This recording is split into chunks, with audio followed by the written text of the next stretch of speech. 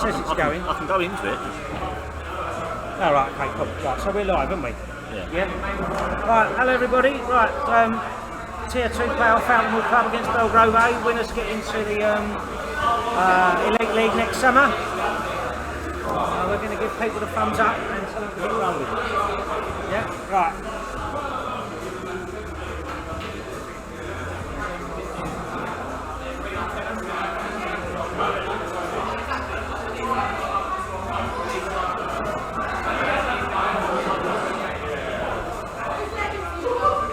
Right, they're about to do the leg now, and that will tell us which team is going to break first. Probably be the losers of the leg. Looks like we've got Ian Stringer is racking up for the Falconwood. I don't know who we got. And Joe Hills is hit yellers. He's given that a bit of a welly. Yeah, it's a good leg for the Falconwood. So they've won the leg, so we'll probably have a tiny little break here now while they write the sheets out. Right, give me a There's Angie reffing again tonight. Yeah, we've got Angie reffing. She does all the finals. Chris Parlett timekeeping with the app, 45 seconds a shot. While we're doing that, I'll just try and cut making sure we're okay here. So as always, if you want to advertise your business on our streams, 30 quid, also gets your place on our website as well, £30. One fee covers everything.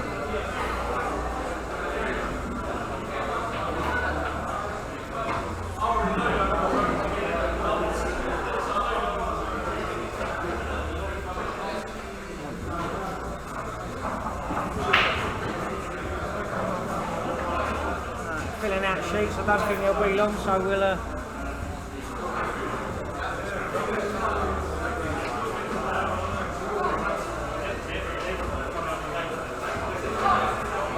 also we're if you want to every time we spend some money online, if you join our calls on easy fundraising, we're going to make a video later and show you a bit more what the money goes towards, but it'd be good if you could log on to easy fundraising. Calls is SLKPA. Every time you spend a couple of pounds or even a couple of pennies, the league make a few pennies as well.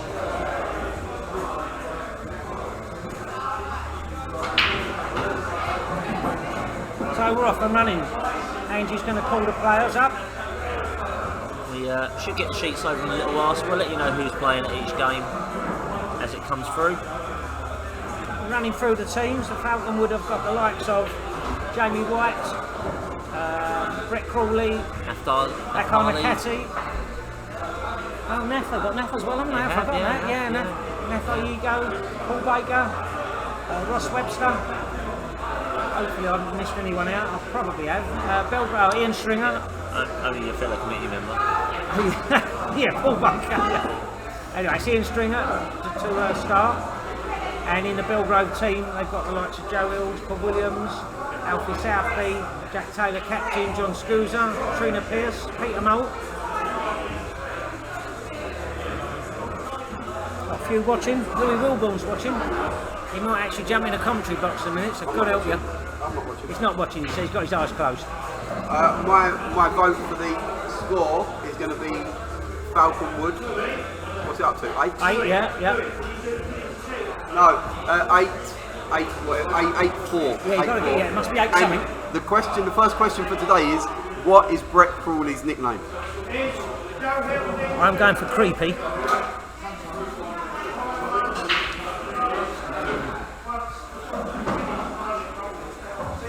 So it's Ian Stringer to break.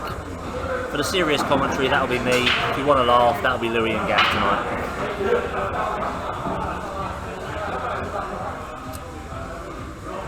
So it looks like there's a ball down off the break. He's nicked a yellow. First impressions, I normally get this wrong. It's not as open a table as he'd like. It's tricky. Well, we don't know that, but yeah.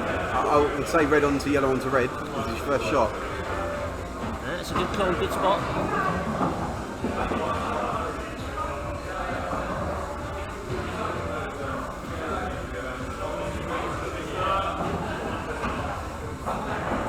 got yeah. I'm not sure if the red just above the yellow, what's in the middle. We'll see how he plays this. I think they've all got a pocket. It's just getting round the balls. He's got a good angle on this red to nudge that red out now from behind the yellow. He goes that way. He's going up the table first. He needs to leave one of them two reds for the black, really, because where the black is. Where he's left himself there, he could see the first safety of the evening. What's his feeling like going for this? Ian's a lot more attacking than he used to be, I've found. We still haven't had a single guess for what Brett Crawley's nickname is. And when I found out, I did laugh. If anyone wants to put their score predictions in the comments, we'll give you a shout out. What's yours? I don't really know, to be honest. Anything like that could happen. It could change the thinking throughout. I think it'll be close. I think we might have more frames here tonight than you'd realise.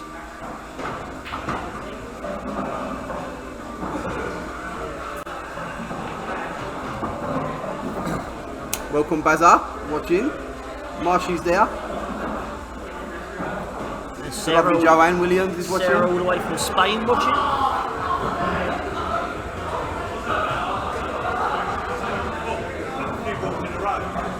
Mr. Reed watching from his counting his money. Peter Pan. We've even got players from other divisions tuning in to get some quality poll. Somebody must know what Brett Crawley's nickname is. Do you know it? I don't know. What would be your guess? I don't know the man well enough to hazard a guess, I'm afraid. It's not. You don't need to know him well enough to guess his nickname. Gaff put a suggestion in just now that, on reflection, now I think about it, makes sense.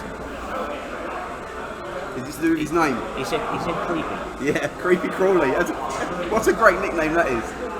Creepy. Although that was only the girls at his secondary school that called him that. And they didn't even know his name. I don't know the man well enough to say if that's a reflection on him in person. Oh, that's a bad shot. He jumped off that.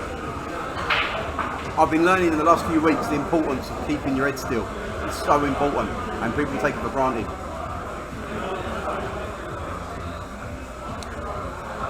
Trevor Biggs watching. Welcome, Trev, even though you should be here doing some work.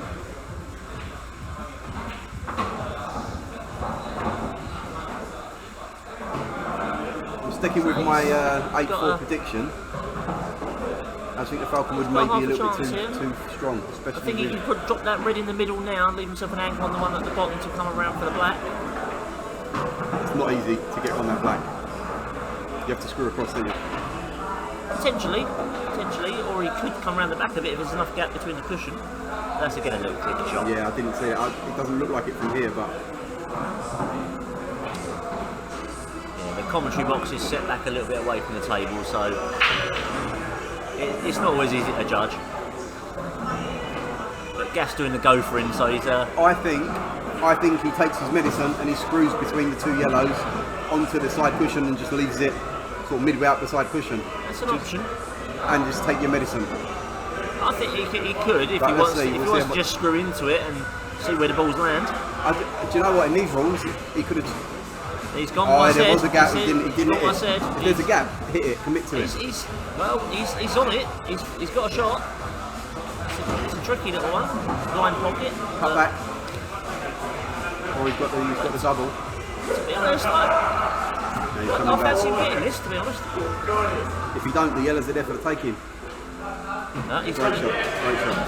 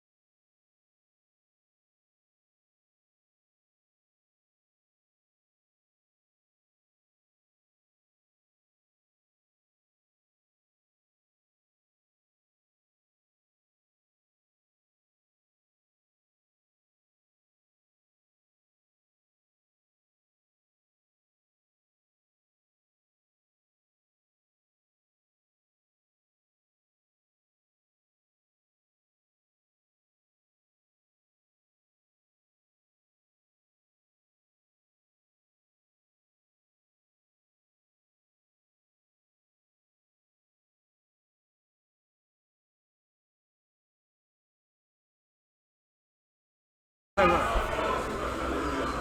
good. Right, adverts over, back to the pool. I'll leave you in the capable hands of Louis and Richard Chapman. Louis, you're on, son. Some of the go on. It's frame 2. And it's going to be Jamie White. Jamie White to break for the Falconwood, playing Paul Williams for the Bellegrove.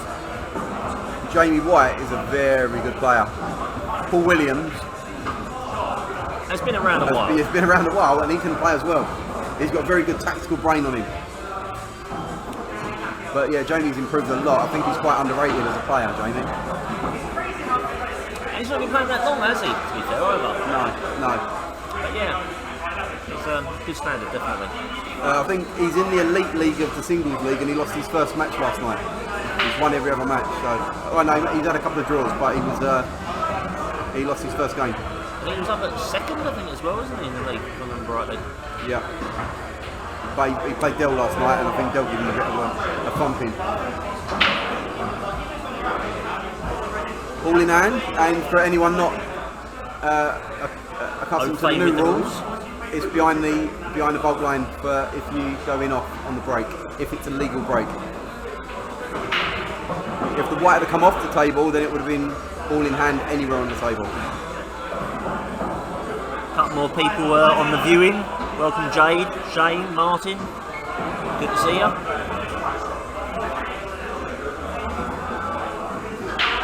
Martin's nickname, bedtime story. I can see there's a theme with this. Yeah. Don't forget, guys, when you see Paul Gaffer, his nickname is the G-Dog, and he absolutely hates it. Yeah.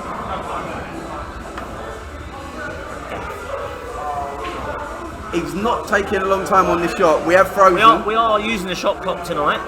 It is a 45-second shot clock, but the frozen screen is not how long he's taking on the shot. Slight technical error at the minute. We'll try and keep you updated with how the frame is going. Jamie is currently at the table.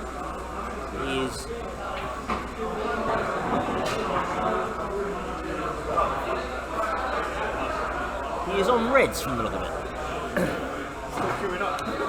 He's down to his last 3 balls, which were the 2, as you can see it on the screen, near the left middle pocket. He's currently looking at the one, as you see it on the screen, nearest the cushion on the left hand side to the top pocket. He still has the one below the black to deal with. There's going to be a good shot here to screw back onto it. If you can picture what I'm saying in your minds. He's screwed back and he's unfortunately flipped that red by the black and gone in off. So Paul Williams comes to the table now on yellows with all in hand anywhere on the table.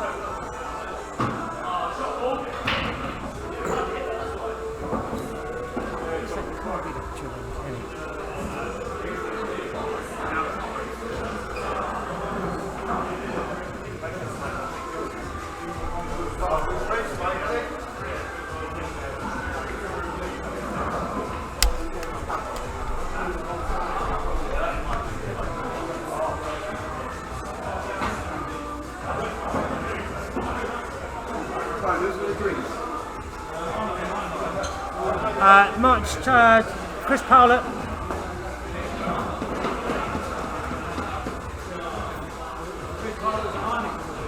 Yeah, I've got the top. He's got the Heineken. He's got the Heineken. I'll scroll down and hold it after this frame until we get back online, yeah?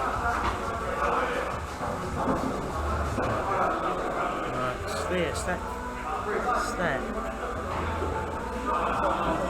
We're just going to mute these people while we sort the camera out. They might have some swearing otherwise.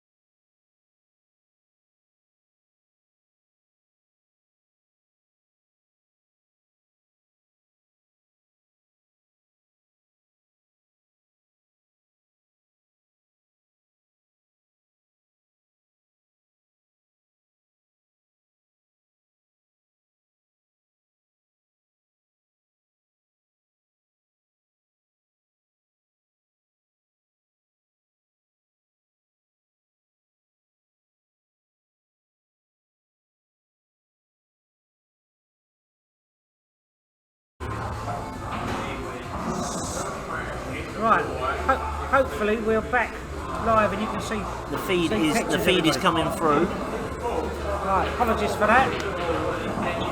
Some clumsy, probably kicked the lead or something there. Yeah, anyway, what can we do? So yeah, we're back here live.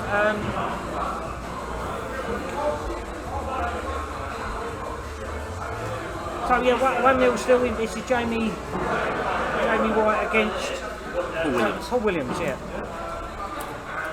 That's Jamie playing reds there from the Falconwood. Anyway, I'm going to leave you with Louis now. Hopefully we're good. Louis and Richard will carry on the commentary. I'm just a technician here. Yeah. Don't stray too far in case it does go again. You got a thing there, mate? Yeah, thank you.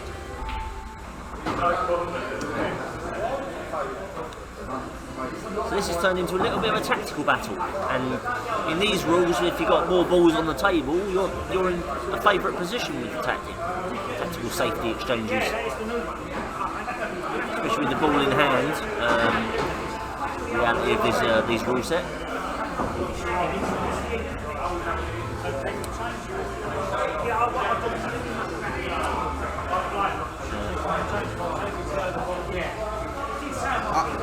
I'm able to get the black out, but I'd been playing that and leaving the red out of the pocket. I suppose if it goes in, he's won the frame, but...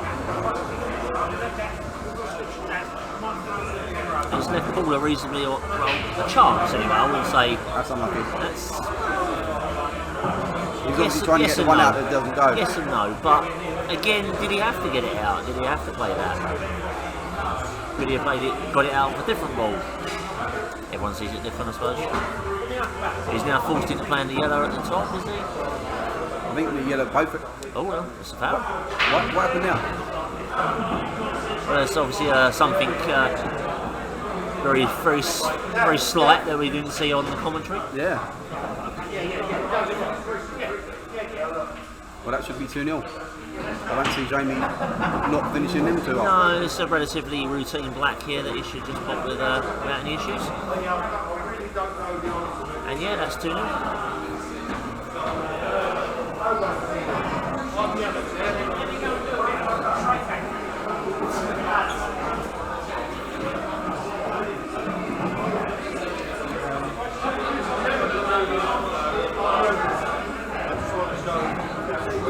Yeah.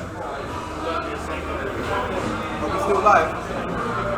We have some controversy. So I called for a double here that nobody saw other than the ref. And he said he didn't. And it was a crucial time in the match.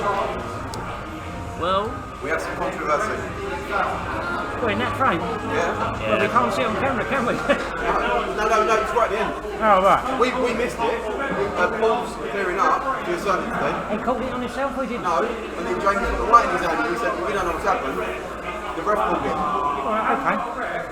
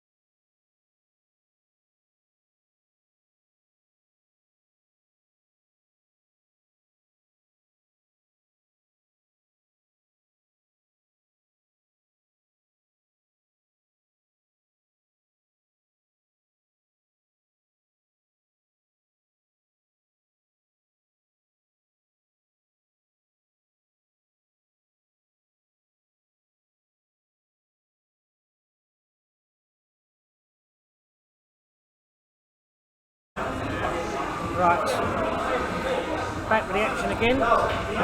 So up next we have Jack Taylor playing Nafty. It's Nafty's break. You would have recently seen Jack Taylor playing in the lower division singles final. Unlucky to come out on the loser side of that one. Again, Falconwood putting up another good player. Anyone that's been around the league will know Nafty's been around a long time as well. Again, a very, very good player. International? Has been, yes. Or I want to say he was I'm sure it was Kenya. It could have been. It could have been. Definitely could have been, I don't yeah. know that one for certain, I must admit. If anyone knows, drop it in the comments. We're happy to be corrected.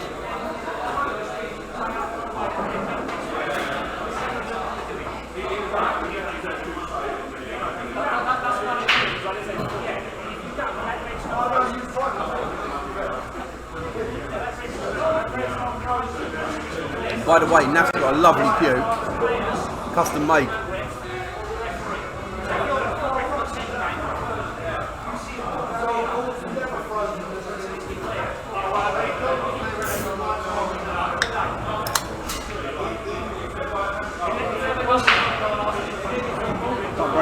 He's not caught hold of that one very well. I'll go as far as saying that Jack needs to win this frame.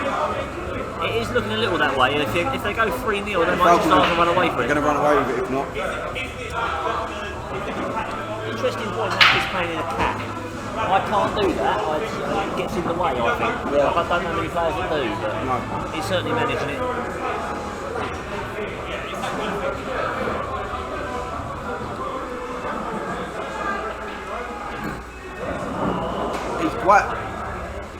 He's actually quite lucky that he's got that red over the pocket because I don't think he's on anything else.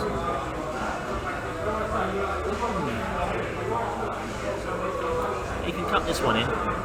It's just he's maybe losing the cue ball a little bit though. You know, he's playing a bit side. Oh, he's been lucky there. He's been lucky there. Yeah, that's worked out. Not too bad for him actually. Play this one in the middle, maybe bump the other one out. He looks too straight on it for me. I think there's a little bit of angle there. It's just it's probably running into a double kiss on the red, which doesn't really help him. Ideally, he wants to glance off it and flick it out, but we'll see how it comes out for him. Yeah, He didn't quite do it, but you never know. That might actually go past that yellow into the top pocket. Now's the time to play it. if it doesn't, just take the middle. He can leave it there. Take your medicine. Or he can just leave it there for a double later on. And then Yeah. he could always get to this red at the bottom cushion now. I don't think he's wanting to go that way though. Obviously goes. He's going to get it out of the way now.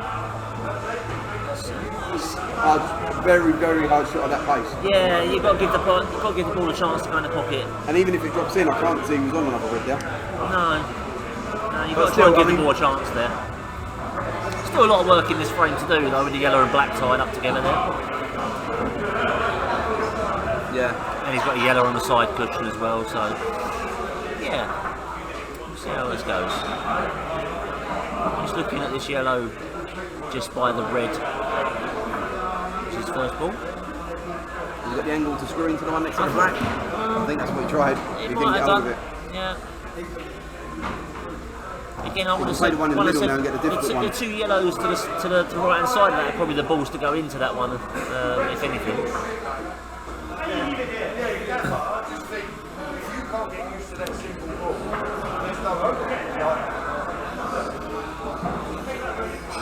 My team captain Neil is now watching the stream. Welcome. Yeah, eventually it might see. Yeah, not that it might. I've got grandchildren that would understand. You lot got a game tomorrow night?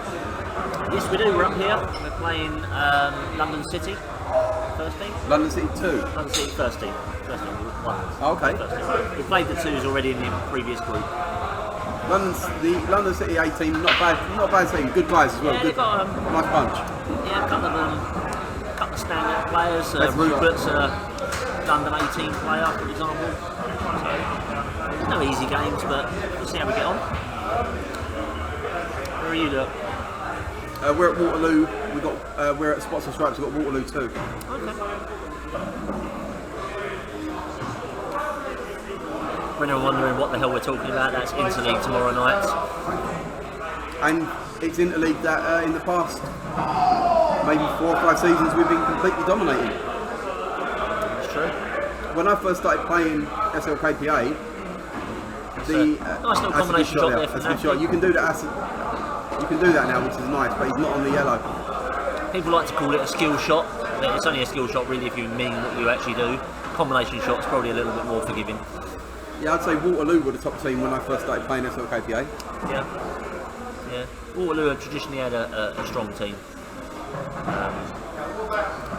Yeah, they had a very good team when I first started playing. They had like 4 or 5 international players in their team at one point, I think. Nigel Clark was playing at that point for him. Joe Prince. Jack Popel. Yeah, it was a very good team. Yeah.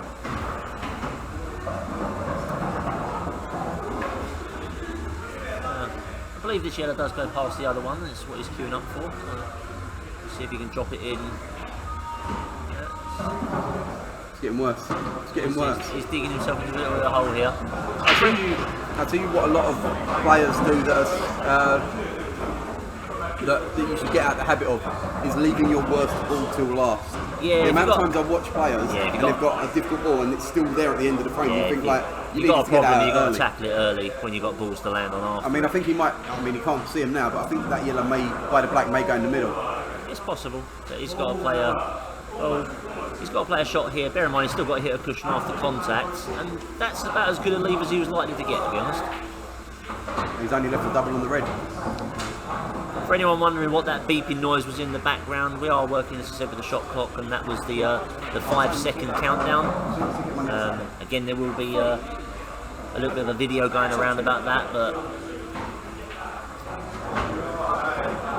in case you hear that, that's what it is.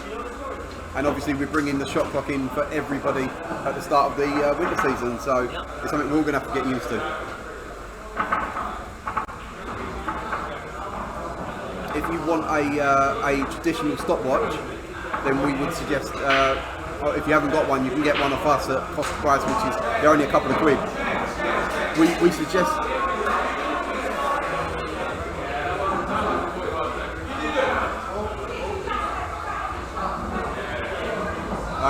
I think the timekeeper forgot to restart the clock and pull the time foul. But the timekeeper is Chris Parley, so. We're not making excuses for Chris Parley, but no, it's Chris. He is standing there with the tablet in his hand, and that is his one job for the night. Yeah, he called a time foul, but forgot to set it from the shot before. Thanks. Strangely though, that does happen more often than not, you would realise. I've seen that at county level as well. People distracted, chatting, and don't do the clock as they should do. The Bellegrove are not going to get a better chance to get one on the ball here. That's how Jack wants to go about this though as well. He's still got the red by the black, which is tricky. I think he puts the one he's going for now with a bit of bottom and then goes for the one in the middle. Because I think it's quite difficult to get up. Yeah. Oh, he's been lucky there. That's okay.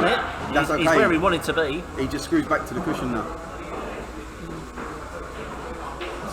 Just bring it back past the yellow. Well, just He's got probably the angle there, just screw back off the side cushion by the pocket to land. Yeah. You don't want to be dead straight on it probably, you want to be just coming out to get the cube off the cushion so you can play the black. I mean, I wouldn't be going this way, but obviously he's seen it differently. He's gone a little bit further than he wanted, and he's unfortunately landed a bit hampered. So, And he's gonna, if he puts it, he's going to be going into the black here. I think that was probably the intended shot, but I don't know that he can hold it very easily now. He's putting a bit of bottom on it, so well, Unlucky. now he's got to find something because the two yellows are in open play, as it were. It's not even easy to run for cover. No, like I say, he's got to find somewhere for the cue ball that makes it awkward. I would suggest just flicking off of the black and leaving the white, the cue ball down by the. He's going for the pot. Watch the white. The white's going to be going everywhere. I saw that happening. Yeah, that's a little unfortunate. It's A little bit unfortunate, but that wasn't the bad shot. It was the one before. yeah. As I was saying about the stopwatch, if you need a stopwatch, you can contact us because we're selling them for a couple of quid. The reason, a few quid then. The reason we don't say use your phone is because of your timing and your phone rings or something like that, it will stop the clock. So if you do use your mobile phone, you must put it on flight mode.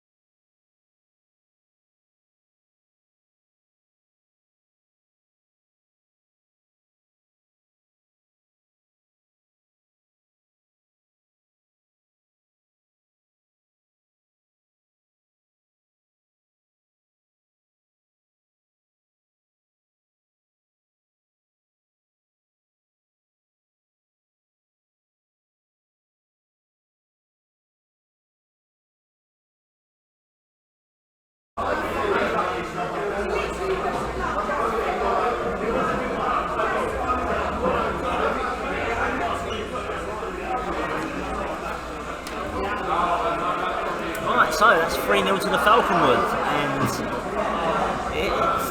it's a bit of a struggle now for the Bellegrove to get back into this. They're going to need a frame on the board quickly. Up for the Bellegrove now is Alfie Southby, and he's playing Ross Webster for Falconwood. It's going to be Alfie to break. As soon as Ange finishes adjusting the pack, Adjusting the balls. I haven't heard some of the commentary, so excuse me, I'm repeating it, but Chris was using the gadget. The gadgets, that's not right, is it? The app, that's the word I'm looking for. the app on the tablet. Which is good. I personally prefer a stopwatch myself, but I guess it's never been. You're old fashioned, aren't you? I'm old fashioned, me, yeah. Yeah, you've got to embrace the times a little bit. Yeah. The app is there and it's not going away. Stay for this one. So I'm going to give you back to Louis because leave you with Richard and Louis. I'm going to try and do the draw for the singles. I might be able to tell you who's playing who.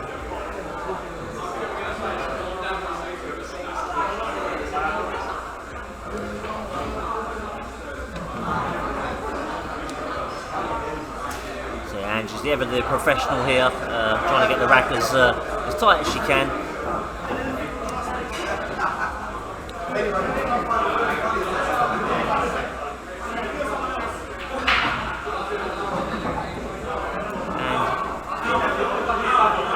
Alfie Southby, if he ever gets hairs and stuff like that, it might slow him down. But at the minute, while he hasn't got a girlfriend, and and all he does is play pool, he's going to keep getting better.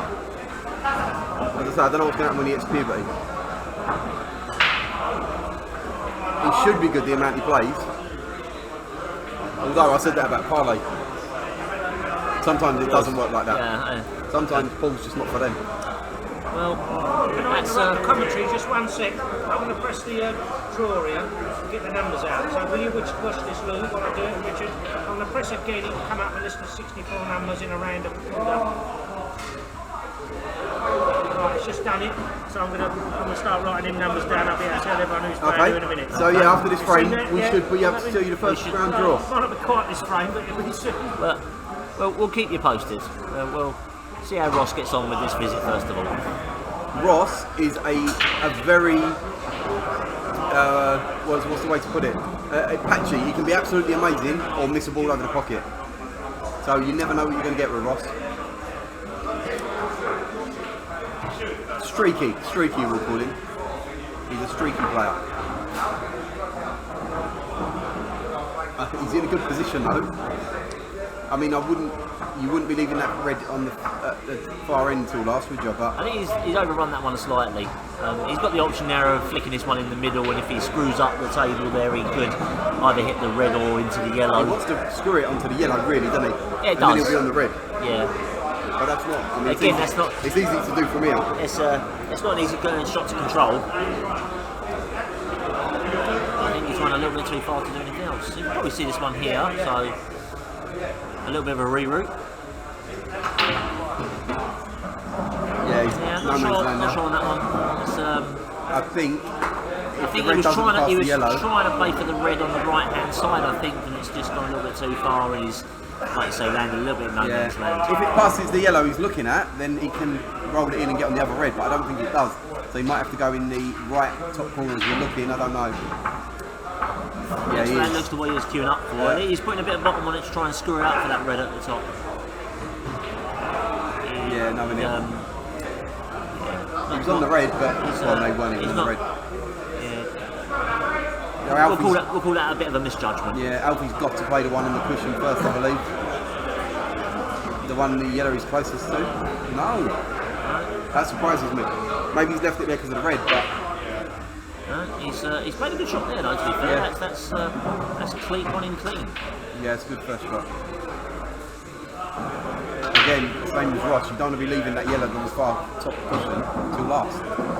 Yeah, he was on it. He He was was on on it it, I'd perfect gone there, for and that's you're right. He could have just got it out straight away. Wasn't really doing a lot for the red, to be fair, anyway. No. Alfie's another player, like you said with Ross, is on his day he can play really well, but then on occasion we'll miss a silly one. I don't mind that. Covering pockets in these rules doesn't really gain you a lot, though. No, but I mean, at this precise moment, what it does mean is the Reds are not going to finish in one visit. Unless you do something really special. Yeah, the rules are not laid out easy for a finish here.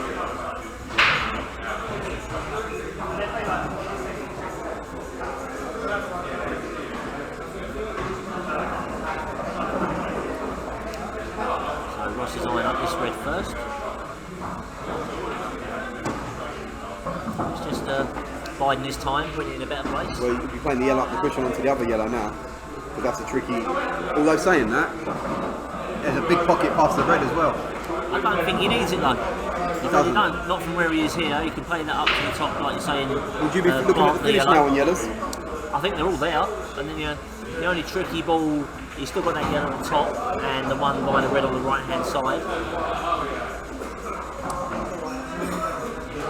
Again, he's leaving these tricky balls. But he's left now, if Ross sees it, he's left a long reverse double on the red down to that one by the pocket. Well, he's looking. I think he might be going for that, to be fair.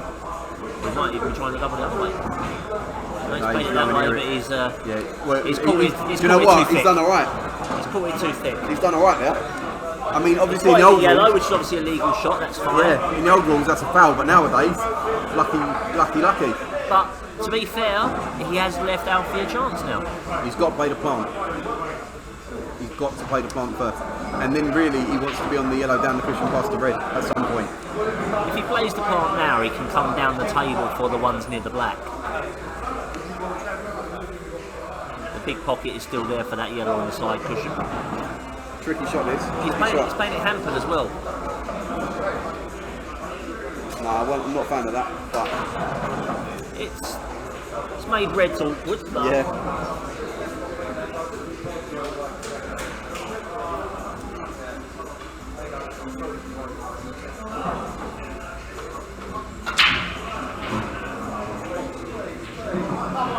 Well, I tell you what, he's made a good shot there.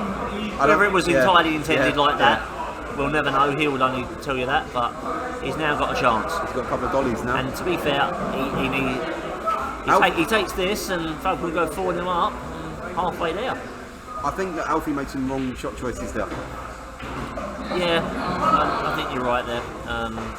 So it's going to be 4-0 to the Falconwood.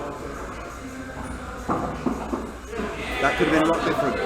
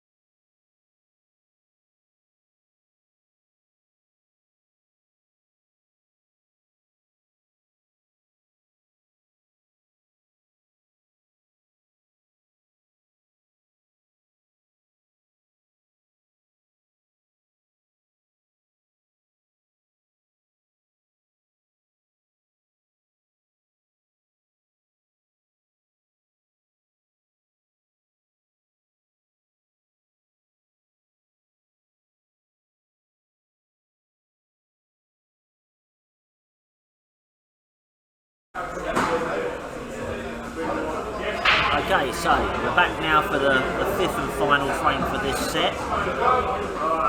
It's going to be Sean Hennessy for the Bellegrove playing Akar Nikati of the Falconwood. It's going to be Akar to break. Ross Williams looked like he done well there. I was a bit busy doing something else, but I watched him pop the last few balls. Looked pretty good, Richard. Yeah, and those were the best 3 balls he potted on the whole frame, to be fair. It was a little scrappy all over the place. Okay, sometimes you've got to go over the line, haven't you? And, you know, just a tiny bit of quality at the end, it can be all it takes to win a frame. The table's not breaking too good tonight all round. It's been dry breaks all over the place. What they need is these crystal clear tips that PG Tips fix, I think. Well, maybe not. Maybe they need to hit the balls a bit harder. well, not that I want to cast aspersions or anything, but Chris did maintain the table yesterday, so we'll see how it plays. Sean's gone for reds. Tricky little cluster on the left-hand side there to be dealt with. I've done the single draw. I'll do a bit more work on it during the after this set, and then hopefully I'll be able to tell you who's playing who. The people that are in the singles, we've got 64 sold out. So it should be a good 2 weeks of pull up here. The Terrace next couple of weeks. Anyway, back to this game. It's more important tonight. Left himself a bit straight on this. Might be able to punch it in, Richard. I think he's got enough angle to come down the table enough. It's just what one he wants to land on. If he's got enough angle, we could even go into that cluster and try and open it up a little bit. Well, the one's near the left middle. Yeah, just where the black is. Yeah, I don't 3 like, together there. I think he might try possibly to come down for those. I don't like that red there, personally. Try to play for ones in the middle. Tricky from where we're sitting to see if he's on one there. I don't think he is. The one to the far right might go, mightn't it, clean without planting. And he's eyeing up a plant, so that indicates he's probably not on it as he would want. Again, there's distance between the balls there, so that plant's not an easy thing to pot as well. If he gets there, I've got to say. Yeah. Losing the cue ball a little bit though, that's the downside to it. Although he can run it off this bottom rail, can't he, and back up. He's got a good plant. I think he's played a good shot there. Yeah, he's lost the cue ball a little bit unlucky at the end. If that had hit the yellow full ball, he'd have been on perfect for the red, but he's still on one. He's still on one, that's the main thing. The thing is he's looking to hold for this red at the bottom to try and knock that red out of the cluster, I think, but it's getting on it, that's the problem. He's got his eggs in one basket a little bit, yeah, that's the only thing, isn't it? He has. I mean, there is the option possibly of knocking this in the middle, coming round the back of the cluster and going into them, but again, you're trusting to luck, seeing where the balls land. Yeah. I don't think he'll play that though. I don't see that. He could. I don't see him play that. He could play the super negative shot that Red I in the might middle, see. smash into him. He's play the red up the top round and just take the pocket. There you go. See? He's gone for the pocket, but it's wobbled away. He's old school like me. That's what I would have done. Try to just stay in the game a little bit longer.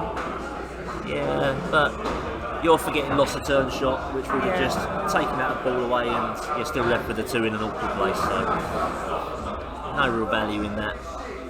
Maybe not for me anyway. Yeah, it's lots of ways to skin the cat, as they say. We'll see how Akar goes about skinning one now. Yeah, I mean Akar's got the same problem that Sean had really, with these two yellows in the left middle. Yeah, a little bit more. They favour the yellows a bit more, don't they? Look a little bit more accessible, possibly. Yeah. Yeah, I'd rather be playing yellows than reds, I think, at this point.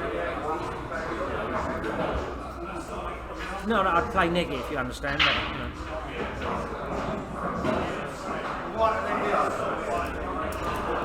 No, I think Akar comes up to take the pocket. That's what I think. I think he runs this yellow down and tries to put it on the pocket. Yeah. Again, in this situation, it's probably not as bad a shot, possibly. It doesn't really leave a lot, but that looks like that's gone in. Oh, that's pulled away a little bit. Yeah, it did look like I wiggled a little bit.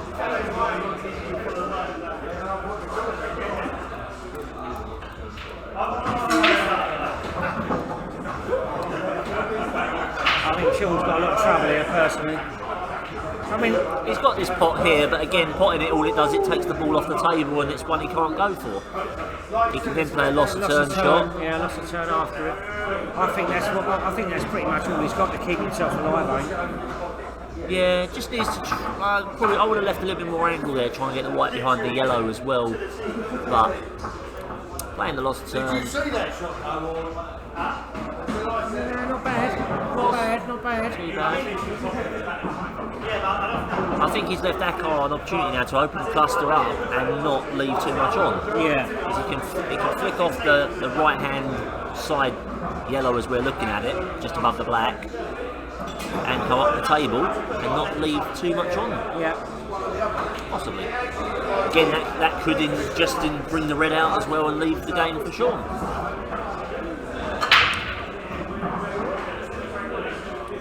He's having a good look at this. I think he's looking at getting this yellow out, and again, it's just understanding the rules where that really wasn't in that bad a position. No. Previous rules that would have been tied up, but in these rules, Yeah. it's not. Does Sean have a go at this and try and split them? Got a check side maybe? Yeah, that's a shot. I think that's what he's queuing for. Yeah. Trusting the luck again, but yeah, that's a that's tiny not- bit too much check side. Not gone as you would like. This is looking more and more like the Falconwood's frame with each shot there, isn't it? If he hits that, if he goes off the cushion and hits it right behind it, the white will stay behind it and the yellow hits the cushion on the other side. Could even plant the yellow in. He's Gone to the lash. yeah, could have been worse. You know what? Sometimes in these rules, I think you've got to, because you're going to die otherwise. It's a slow death, you know. The rule where you've got to hit a cushion whilst coming out of a snooker is one that's taken a little bit of debate. Some people like it, some people don't. It is a bit brutal. I think they're all there. I think Akar will probably have a go at them. Yeah, you've got to start with your simple ball on the court. Drop this one in the middle, come around the back of the black, and be on probably the one on the left end of the black into a middle or a top pocket.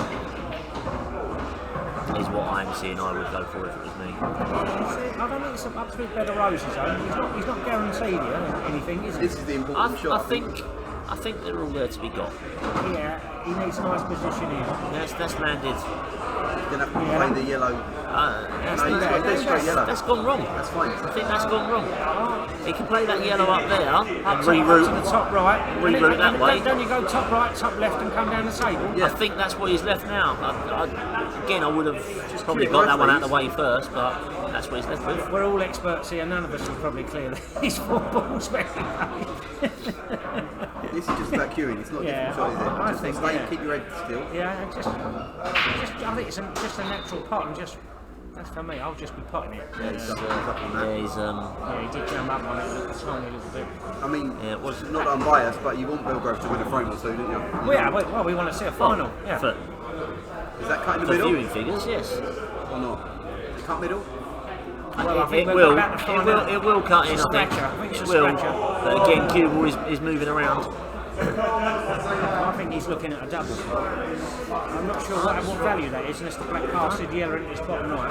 I don't. Yeah, I'm not with you on that one. I don't see that. I don't see the double being the option now. The way he just looked at something told me he was looking at a double, but we'll see. He's looking at screwing back to the baby black in the same pocket. I think. Yeah. Double it was. Perhaps that black win. I suppose if that black win. I don't think it goes now though. He's put the yellow in the way. flick I that think yellow. he could be in a little bit of trouble here. I like the idea of not potting this one, but I think he could play a snooker. Yeah. I don't think he will. I think he'll actually cut this in, or try to cut this in, I should say. Don't make no assumptions. Thing is, he's coming down the table with the cue ball, which is all well and good if he If he's pots going to it. cut it in, he's got to get it. I think. Yeah, There's no, he's coming down for the red if he doesn't. So he's played the layup and the snooker. I can't fault him for that really. I can't say that's a wrong shot or anything because I think you like that yellow a little a tiny bit. One he's just played a tiny bit more friendlier than it is, but it's not bad. That's not a great shot for me. You don't want to put the yellow safe, do you? I don't think it's safe, but just no, saying. if he was going to play it, he should have played it down the table Yeah, and leave the cue ball there. This is a big shot chase around the table for Reds, though, isn't it? You know. Yeah, It's the kind of frame this I'd like is to be playing. this is one of those shots that you got to hit it and see where it goes. There's no real. There's no mathematics to this one. Yeah. Right, well, Yeah. Eckhart, No. he's give you the Yeah, table you heard here. the beeps again there. I think some of these players are not used to the shot clock. This is probably their Yeah, first he's time got to go, isn't on it. So Yeah, He's got to go now. and that red going over the right middle, it just perhaps caused a tiny bit of a problem. He plays the No, yellow plays closest to this yellow bottom end to first, the bottom yeah? right, yellow to the middle, come across for the yellow to the top left and the black in the top right. Is the route that I see. There you go. I think he might be going across a bit too much, but we'll have to see. He might have to go back across. He could go twice across. Yeah, that's what I'm saying. That's a bad miss. That's a I bad miss. think he's left it. I think Sean's just got to Yeah, club this a bit up and down, I reckon. 100%. It's a thin cut, thin snick, just on and off the cushion with a white. Nothing too hard. Don't sloop No, yourself. you can't. Yeah, you want a bit. Perfect. Yeah, that's it. Good shot. That's still there to see. That He looks like used the to be belt. around in the old days, didn't he? Yeah, when you was a boy, Yeah, Lou, yeah. when Louis was a boy, yeah. Back in That's the how old, long friendly ago it days. was. Yeah, he's an old castle player. We've got Fawns once or twice. Well done, Sean Hennessy. Stop the rock.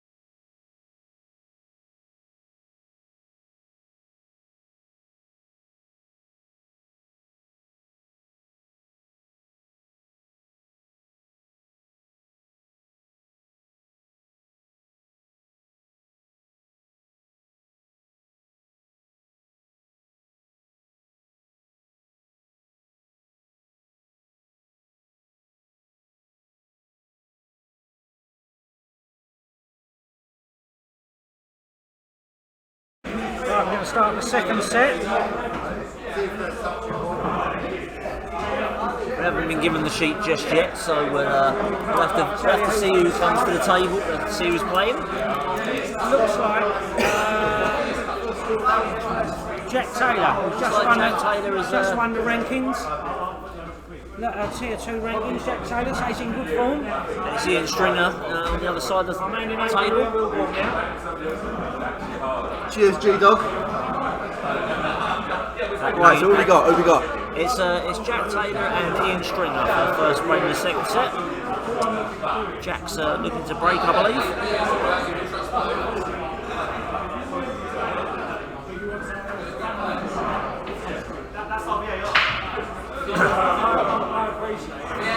That's a good break. Oh, he's unlucky there. Thought he was going to nick one at the end. That's the problem when you do a good break and nothing goes in. What are you going here? Yellows? Starting with the one next to the black? Depends, you've got a couple of problems. You've got the yellow at the top cushion with the red there, you've got the two close together on the left hand cushion, whether that yellow passes or not. I don't think it does, I think the red probably passes. So you go reds then? There's an argument for reds because you've got the red on the right hand side here that could come into the two at the top cushion. Yeah, he's going red in the middle, first shot. Yeah, screw off the bottom cushion, come out. It's not where he wanted to be, but he's alright because but as you said, he's not on the one with an angle to get the difficult red out. So he's going to have to just knock it in. I think that red goes by the yellow up there. I think that's the shot probably to play now, if anything.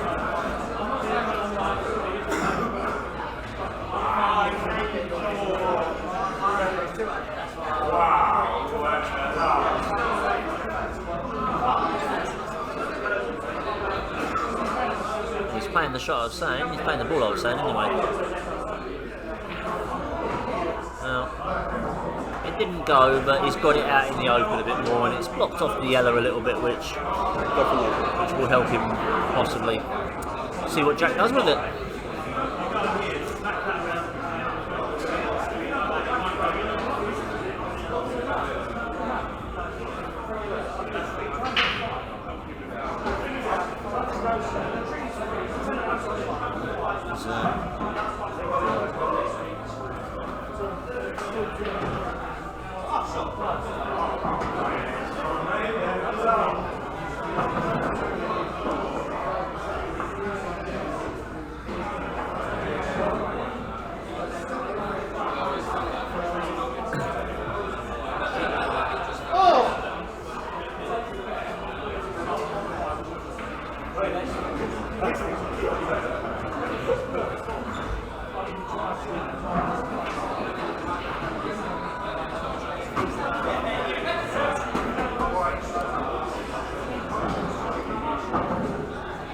This is looking like it could go quickly from an open table to a tactical battle. Balls are getting tied up in places. Jack's just tied his yellow up and Ian's just tied two of his reds up. Reds have only got one difficult ball, the one next to the yellow. The rest will go, don't they? That's what I mean, it's turned into a little bit of a tactical battle. That's not the worst shot in the world, actually. No. Let's open them up again.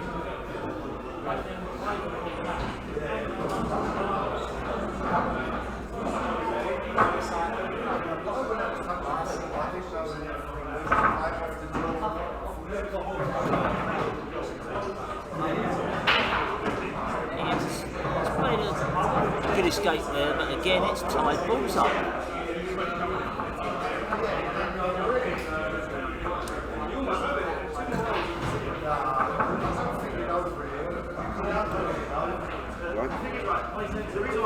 Yeah, I'm live streaming at the minute, so I'll talk to you tomorrow.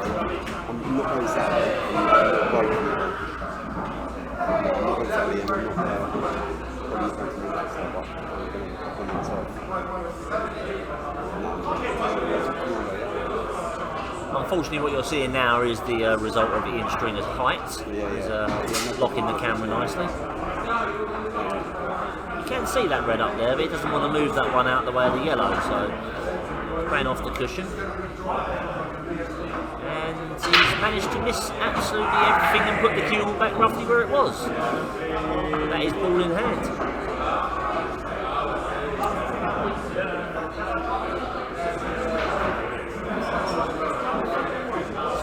Let's see what Jack does with this one.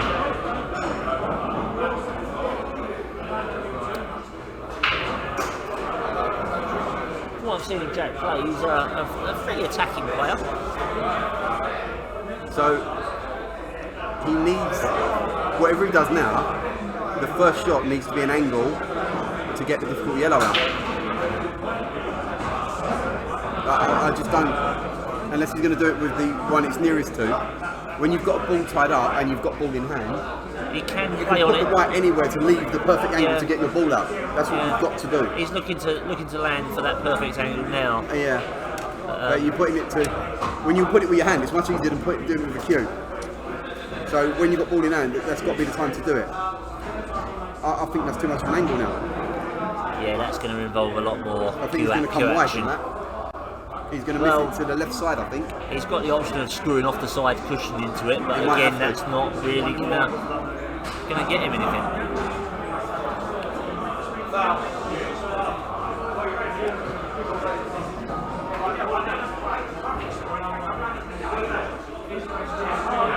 I think that was our first extension of the final, which. Yeah, Again, for anyone that's not sure, you've got a 15-second extension you can call at any point once in your frame. But yeah, Jack's missed that one there and he's getting tight with the yellow up, so this has turned into a very scrappy frame. We've now got 4 balls tied up. Ian's still got a little bit of the advantage of having the red by the pocket that he can use to break them out, but the more balls that go in there, the harder they're going to come out. If Ian wins this frame, I believe it's match over. Bellegrove nick it, it's game on.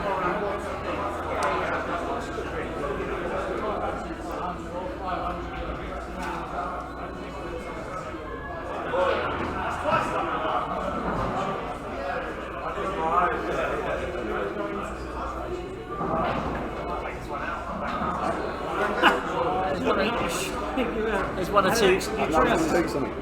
or two shots being played here that's not really gaining any advantage for the player playing them.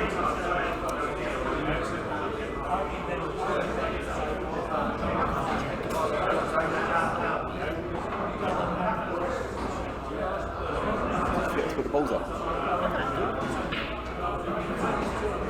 Louis got one job to do, is put the colours on, do a bit of talking, but no, you can't walk and whistle at the same time. That's what organising these events are a team effort, should we say? But when you give the team one job, a lot of them don't seem to be able to do it very well. Look at parlay on the timing. Well, we mentioned that one earlier. Some of us are only here for our good looks. Maybe Luke. Yeah. As I said earlier, the comedy duo is these two. The serious commentary is me. We're the Statler and what's his name? Statler and Waldorf. Yeah, Waldorf and Statler. I'm going to get really funny in a I minute. don't even know who they are, so that's clearly before my time. Ah, right. While this frame's going on, I've got a joke for you. Let's watch this shot first, then I'll tell you a joke. Clearly, the pool is obviously not riveting enough for you. Okay, so this duck, right? He's in love with another duck, and he says to her, "Will you go on a date with me?" And she goes, "Yeah, all right." And they go out for this date, and they have a lovely time. Brilliant. And then he says to her, "Do you want to come back to my hotel room?" And she says, "Oh, I'm not sure." He goes, "Come on, it's been a great night. Come back to the hotel." And she goes, "All right then." And they get up there, they're having a bit of a kiss, and she says, "Look, you ain't going anywhere near me unless you've got a condom." And he said, "Oh, I ain't got a condom. I didn't think you'd come back." She went, "Right, it's off then. I'm going home." He went, "Hold on, hold on." And he pulls down to reception, and he says, "Can somebody bring me up a condom?" And they go, "Yes, no problem." So 5 minutes later, the door goes, and he opens it, and the bellboy's there. And the bellboy says to him, "Hi sir, would you like me to put this on your bill?" He says, "What do you think I'm, a pervert?" On his bill! There's a lot of build up for not It's that hard great a to laugh, isn't it? It's punchline. hard not to laugh. I love that joke. If you visualise it. What do you think I'm, a pervert? Sadly, he's here all night.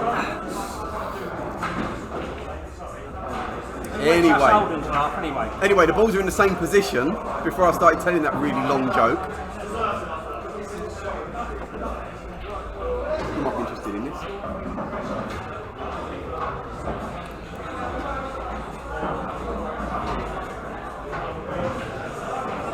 Heard that? Wrong for me.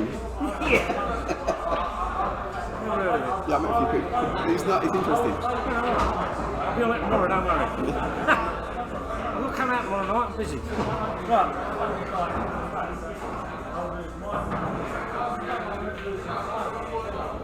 I'm trying to take the pocket, just like the old days. Things never change. It's a wily old fox, Ian Stringer. Claire Stork says the jokes get worse. Yeah.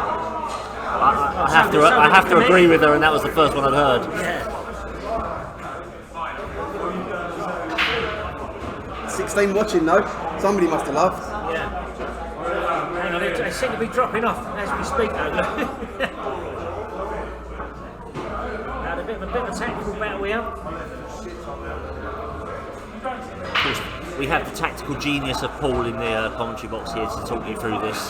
I don't know anything about potting, but I know about dribbling balls about him.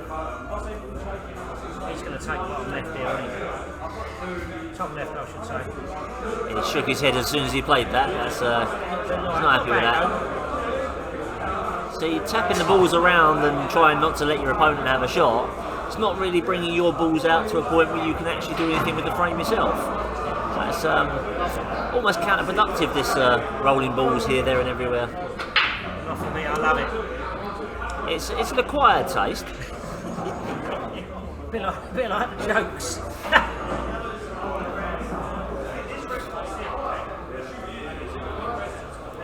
Keith Smith is now watching as well.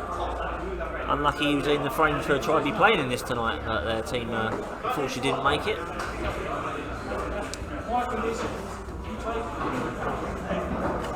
got very fudgy now, this one. Yeah. Any thoughts of an early night are slowly evaporating with this frame. Gaff's rubbing his fires as we speak. Yeah. He loves a bit of the old fudger.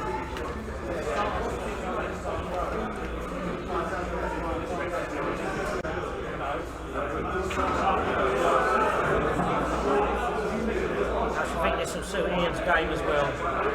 Yeah. Ian's at home playing. Yeah, Ian's old school in that sense. Yeah. Although when I played him in the singles, he was much more attacking than he used to be. These balls make you attack, but you've got to pick your moment, haven't you? Yeah. If you don't pick your moment, you go nowhere. I think of the two players, Jack's probably going to be the most frustrated of the two of this. He's more of an attacking player that I've seen anyway. I think Ian's running into a bit of form recently. He's looking at his singles league results. He's playing well. But Jack might be the man to beat because he's just, like I said, just won the tier 2 ranking. So and clearly, was in the final of the lower division as well. He was, yeah. And arguably he could have won that against Dave as well. Yeah, Dave found a really good black at the end of that one. Yeah, he did. That's a little unlucky. He didn't obviously want that to drop. Do you know, that's one of the most frustrating things all players say when they play a shot and go, oh, I didn't want that in. Don't aim it at the pocket then. If you don't want something to go in, don't aim it at the pocket. No, maybe they're not. And they're that bad that they've missed. They aim it at the cushion and it goes in. See, you say that, but then you see some tables where it hits about 3 inches down the cushion and still flies in. Yeah, you get that as well. Yeah. I'm talking about the ones where they're blatantly. You'll know from seeing that on tour. Some of the tables there are pockets like buckets. Yeah. I mean, you don't win flyers with tight pockets, do you? Yeah, that's it, like the ultimate tables. Yeah. Yeah, you don't win flyers with tight pockets. He's got. Yeah, he's got a shot here of forcing this through. I would consider rolling the yellow down and putting the other yellow in the pocket and moving the red out. Put two yellows together. Yeah, it's very attacking, but he can sort of take control. He's got a bit too much angle here. If he played it with a lot of top, he could force it through and nudge him out. I don't think that's on. I think he's looking for a safety here. He's looking to roll up behind this yellow, which again is not going to get it out. Maybe it's top rail, but yeah. Top rail, I should say. Yeah, it's best he can do that. Not the worst shot That's a good shot. I think that's a good shot. It's actually come out a little bit better than I was expecting it to. Getting the yellow out. What red are you trying to hit here, Gaff? the second red up in a line with the I yellows? might be playing by the one near the black, maybe. It's a harder one to hit, but I think the one between the middle pockets is the one to go for, because if he hits it, he That's doesn't what I need thought. the yellow that's on by the pocket. the thing is, going this way, he's got it a cushion after contact. Yeah, So you just tickle that. You just tickle this red a little bit. no, you ain't it a cushion afterwards. That's a foul. That's looking like a foul. That's a foul. We'll wait and see I what think the ref calls. I think Ange might have called that. Yeah, That's a ref's foul. in. So no Yeah. heroics here. Leave a little bit of an angle. Play the one on the cushion first, on the far cushion. I mean, the black goes nowhere. So you've got to be thinking what you're going to do with that black. Well, you say the black goes nowhere, but you can leave an angle on this yellow by the right hand pocket to come across into it or into the red and open it up. Yeah. But he's got to play this one down the table You're further than what he is. You're talking a skill level of like not many players could do that. I think if he pulls this off, it's going to be more by luck than by skill. Does it double around the back of the red into the middle? No. No. Red's in the No. way. At worst case here, you've got a cocked hat possibly. I'll let Louis explain what a cocked hat is in case anyone's wondering. Well, it's side cushion, bottom rail, side cushion, middle. Does he take his medicine and try roll and it out of the play pocket. safety off the blow?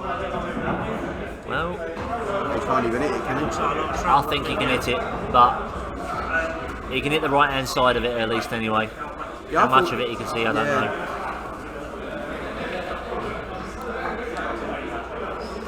But he's got to do something again, because whatever he leaves, the balls are all open for him coming in. Yeah, but I think you trust in luck now. You've got to give these a whack on him. I think to see something. They really need this frame. Sadly, that is a downside to these rules. You see people chuck their arm at things a few times. Well, you're dead in the water if you just, muck about here. I think the reds are so open that anyone with any ability is going to finish you. Well, it looks like you can actually see more of that ball than we thought. You know, he's got a good cue ball there. Try to make something. Yeah, not bad, Jack. Not bad. He's come He's going up. to be in trouble now, though. He's landed fortunately, I'll say there, but I think I don't think that's a particularly easy Ian's safety, is it? going think- to screw off the left-hand rail and snooker him.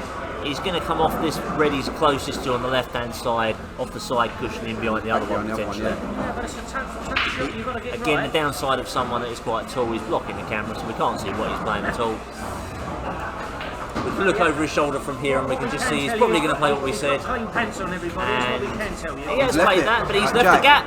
He has left a I think gap. that was the easiest shot in the world to play, I've got to say. Right, Jack's got to take this. 4-2, game on. Cue it. Keep your head still, Jack, and you just cue it through. Cue it slowly. Short for Jan, he's got there, Jack, ain't he? Short for Jan. He's, In the middle, no, in the corner. He's hacked it and he's got... it's, In true Bellegrove fashion, he's Jason Brunton it.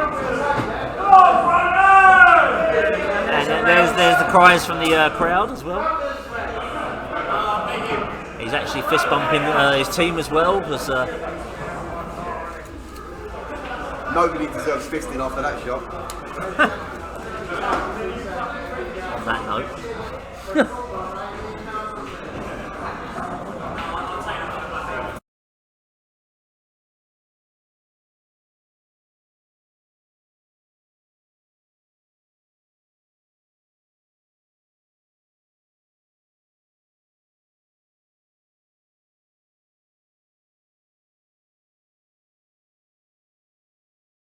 Through the singles draws while you're looking at some of these adverts. We're going to put the start times on the website. They should be on tomorrow morning at some point. Anyway, Dean Passer will play Ian Withers. Barry Barham will play Sam Baker. George Taylor will play Akar Nakati. Rob Osborne will play Dine Einig. Paul Williams will play Michelle Brown. Dylan Suggers will play Paul Gabber. Luke Knight will play Kevin England. John Sayers will play Alfie Southby. We'll come back to it in a little while. Take the adverts off and we'll get back to the pool. I know what to do. Here we go.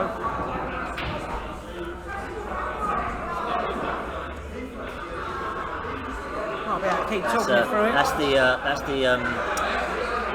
committee team there dancing in the background. You can't quite see him, but Tony's walking around like the one of the girls at the boxing. Alright, back to the draw while we've got a minute. Danny Kelleher will play Jason Brunton. This should be a good game. Roy Mason, Nicky Stedman, Tony Altwin, Mark Hill, Stacey Redmond versus Gary Ryan, Jamie White versus Phil Torek, Dave Pearce versus Joe Hills. Sorry, Dave Pearce versus Joe Hills. Eno Idion versus Rahat Manning. That's an all Sharks game. Richie Mitchell versus Jay Arnold. Rachel Howard versus Danny Bowden. Derek Purvis versus Stephen Mears. Alex Biggs versus Paul Cook. That should be a good game. Sam Kinswell versus John Cochran. That's an all Duke and Northumberland match. Paul Rivers versus Lee Bowles. Louis Wilborn versus Adam Coppin. Rankings winner. Unfortunate draw for Louis there. Simon Platt versus Chris McKenzie. That's an all Q-ologist game. Shane O'Reilly versus Chris Parlett. Unfortunate draw for Shane. Steve Gibson versus Boo Sun. Angie Hobbs versus Anthony Sue. Legion Thomas versus Joe Kelly. Bruno Silva versus Eric Howe. Should be a good game. Yeah. Jamie Davis versus Phoebe French. Len McCulloch versus Paul Clements. Jeff Laporte versus Tony Stork. That'd be a good game. And the last match out, Luke Terry versus Jack Taylor. Your start time will range between 8 o'clock and 9:30, and that'll all be on the website tomorrow morning, so you'll know what time to turn up here, so that you haven't got to waste time hanging around. So back to tonight's action. Back to tonight. We have, as we still haven't got a sheet up here yet, we have Jamie White has just... We do have a sheet, I beg your pardon. We have Jamie White has just broken off and he's playing Paul Williams again. Yeah. Tony's standing there like this. But Tony, should the numbers be counted down at some point? It's stuck on 45. Bloody hell. This is He's trying to make parlay look a good advert for the shop. No.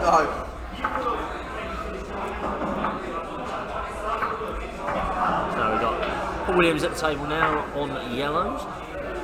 On reds even, I beg your pardon. I think he's yellow, isn't he? I think he's yellow. Not according to your what you've just put on there. Oh no, I think he put him. That's what was going on again. One job. Yeah, it's not easy. I've only got one finger. Apologies, everyone. Yeah, so yeah, Paul Williams on the yellows, and if that yellow goes to the middle right, and I think these reds. I think it does sneak past, and if it does, they are there to be gone at. They are there to be gone at. Just got to keep over the white really, and they're there. That red's presenting a nice big pocket for the black at the bottom there, and assuming he gets that far. Yeah, I mean, even if he missed it and rattled it, it would be, yeah. That snuck in. I think he goes top left now. Yeah, the yellow that's nearest the red, that goes to the top left. You've got to take that now, really. Yeah, otherwise you're running in all these reds if you take the yellow to the bottom and right. So.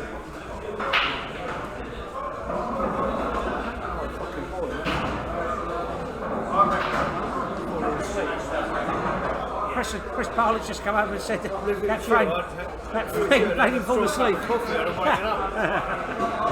I loved it, but it put Chris Parlett to sleep, but I loved it. Right, coming in Paul Williams. This is a big frame for your team. The choice is here. Does he take the two out of the top first, then come down from one at the bottom, or does he try and get rid of that yellow on the right hand side at the bottom first? I think where he's left the white boy, he's going to have to go with the top two first. Get rid of the top two, isn't it? That's for me. You've only got it just makes it harder to get the yellow onto the black. Yeah, the route. If he'd have took this out first, then the route goes round the table. I'm with you. If that had gone and he's just had these two balls left, you'd say, I fancy yellows all day long. There was the shot before it, he run through where he could have just held the cue ball and played that yellow next. Yeah. It's just those little decisions that sometimes make your finishes that much more harder. No, I'm with you on that, mate, 100% now. Shot selection at ball is absolutely key. Sometimes even if you play the right shot badly, it's better than playing the wrong shot well, you know. Yeah, you can rank shot selection up there. Just there and abouts on par with cue ball control. That's obviously another one that's not easy at times. I'm not entirely sure if he meant to be there, but he's left himself a double finish, I think now. I can't really see him doing anything other than holding this cue ball where it is on the cushion and playing the black double across the other side. Yeah, not sure. I mean, to me, that white's going to be running towards this bottom rail, towards these reds somewhere. No, I don't think. I think it'll end up somewhere about 4 to 6 inches above the pocket on the right-hand cushion. Okay, let's see how he plays it. Let's see. I suppose it depends if he clubs it or just rolls it. Yeah, okay. He's overdone it, so the cue ball's been lost a little bit there. Had he potted it, I think he would have been roughly there. But Jamie comes to the table now with all 7 reds on the table, plenty of places to hide the cue ball. And you know what, I'm not sure he'll even bother riding it. Jamie takes these out. He doesn't play a full career. Well, yeah, we've been saying already that Jamie's a good player and he's more than capable of taking these out. There's a route there. They've all got a pocket. Play this one to the top next, middle, get the one at the top out the way, and then come down for the 3 by the black. Is that heat coming? Seriously? It's not meant to be like a solarium. Louis just saying my laptop's a bit hot. Seriously, put your hand out. You want to put your hand somewhere really hot? But that's probably for another night, not now. Well, he's missed that one, and he has left a cut or a double. He's eyeing up a double. I think he probably thinks he can't cut and hold the cue ball, whereas the double will run into a red or 2, but he may get a shot at the black if it goes in. Don't know. The angle's a bit funny here. We don't know quite how tight that cut is. I mean, on the screen it looks like it's quite doable. But maybe not in real. It's losing the cue ball. That's the problem. This is going to check a bit this year, I think, isn't it? Oh, hello. Yeah, try. Yeah, Jamie's. I don't think Jamie will want too many more chances at it. No, you don't invite Jamie back to the table too many times, I don't think.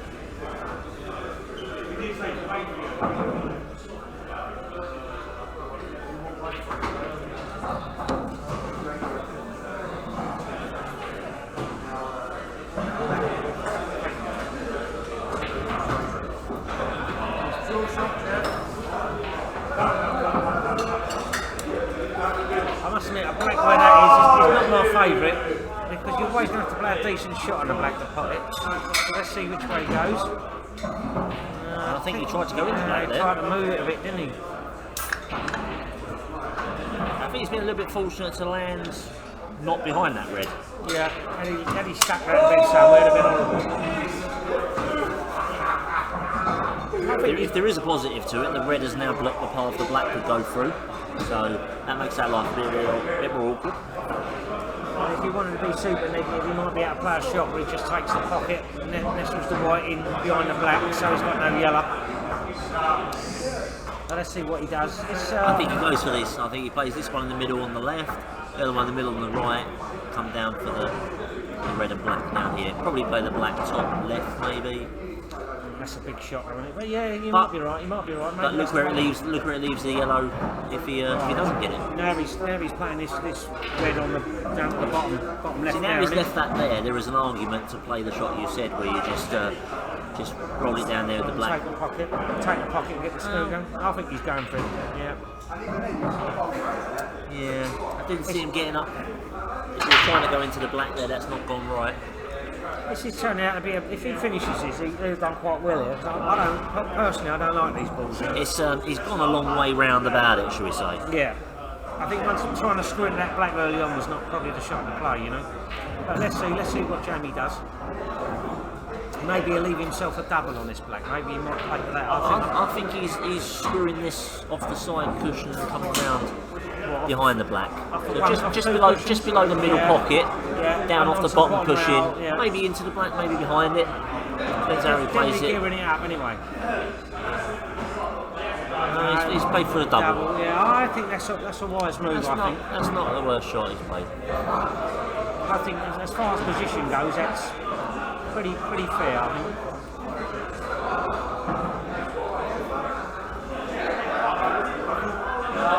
That's in. He's knocked that in. Good shot.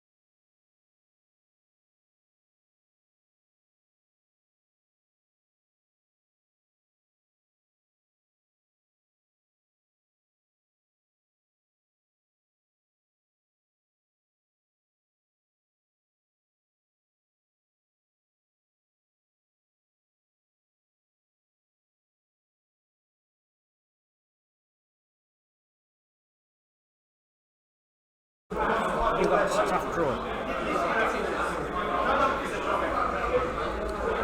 So, 5-2 to the Bellegrove now. Next match-up we have is Joe Hills playing Paul Baker, who's coming into the side in the second set.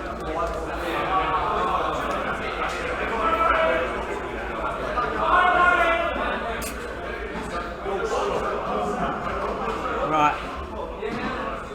Joe Hills to break. Changing the referee in as well, and just taking a little break now. Yeah. Our chairman has League chairman's in charge now. Stepped in.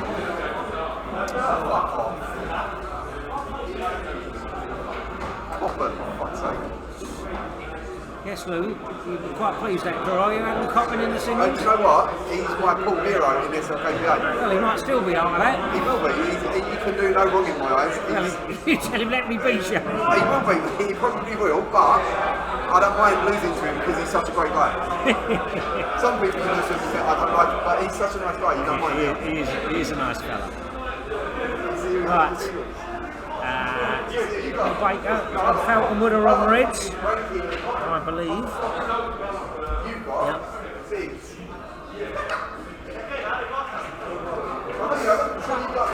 That's a tiny little shot actually. He's they're all there to be done actually. They're all there. Yeah. He can drop this in, play the red over the pocket here, come up the table for the three. That's what you got to do. Clear And the this black pocket. does come into the bottom left. Yeah, that's right. I agree. Got one of the strangest bridge hands in Paul Baker. Yeah. He's queuing between the two index fingers. Yeah, he's not the low. Look at Reece Stewart. That's equally strange bridge hands. There are some weird ones out there. Ones. Now this would have to be a good shot here. He's got probably jack up here now and punch it. And funny enough, he cues like that when he's doing that. Yeah. No, he didn't get out, did he? He didn't get out. Not easy. When you're so close to the balls, they're not easy shots. There's an argument there to say grab a rest or something. He's not in it. So, slight world of hurt here. He's got to hit something.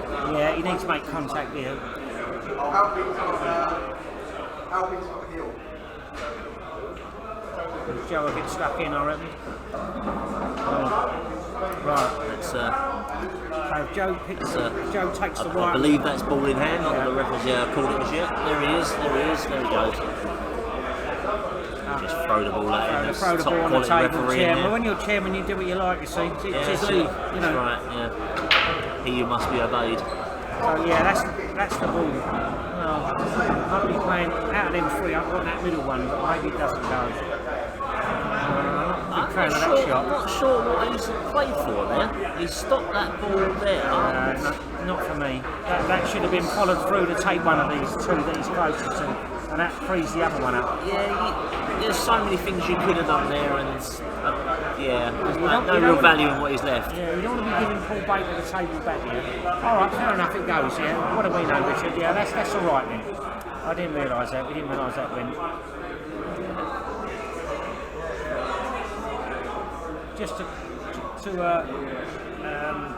the word I'm looking for? Reiterate, we ain't experts, we're just passionate, that's all. Yeah, you have to appreciate where we're commentating from, we're at least a good 2, if not nearly 2.5 pool table lengths away from the action. Yeah, and 5 pints in, it's not easy.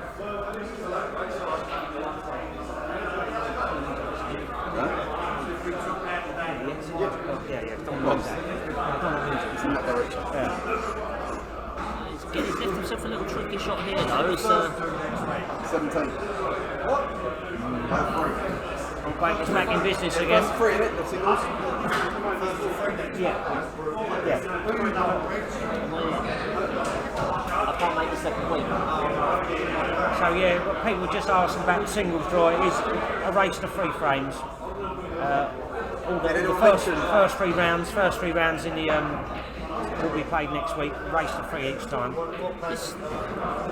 Before this frame finishes, you didn't know mention the fact that Paul cues with it through the wrong knuckle. Yes, Yeah. if you'd have been listening to the commentary, you would have heard.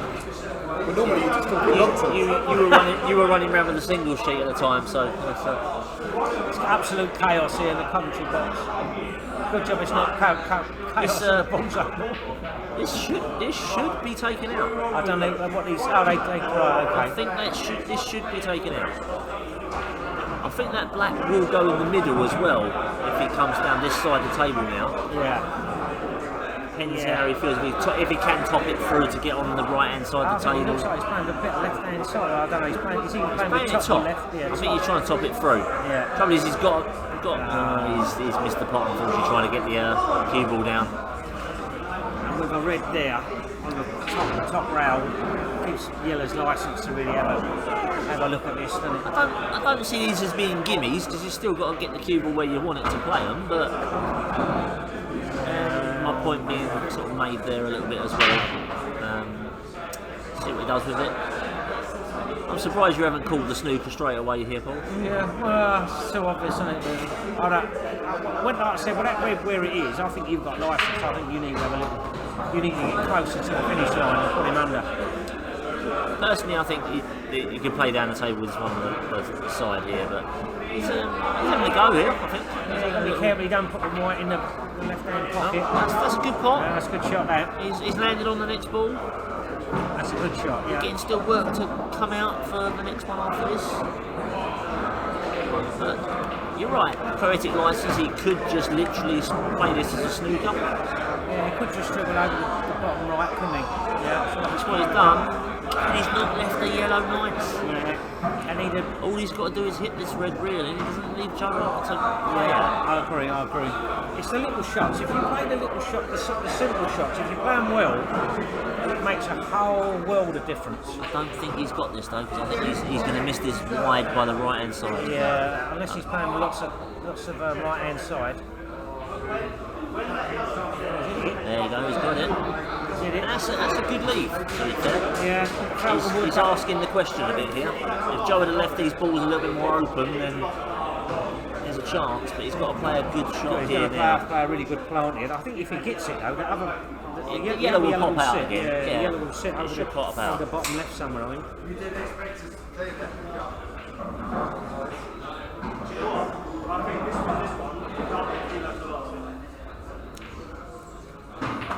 Oh, He's got away with that one. He's got lucky. I'm sure he'll apologise afterwards.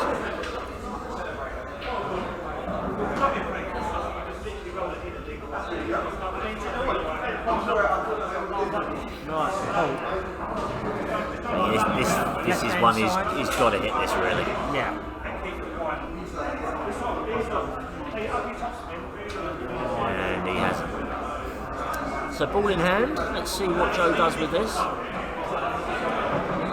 This is something Louis was saying earlier about getting your bad ball out with ball in hand. He's got to take the one by the cushion and do something with it. Yeah. But not a gimme, is it? It's not. Not but a gimme can- clear up, put it that way.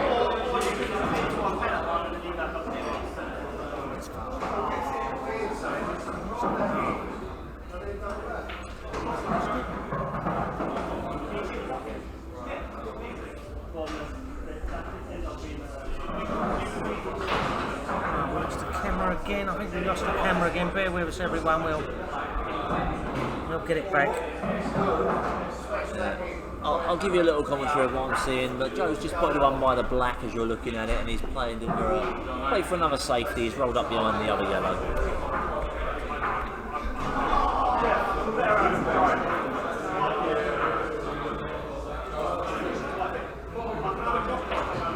Paul Baker now back at the table, coming out of the snooker again.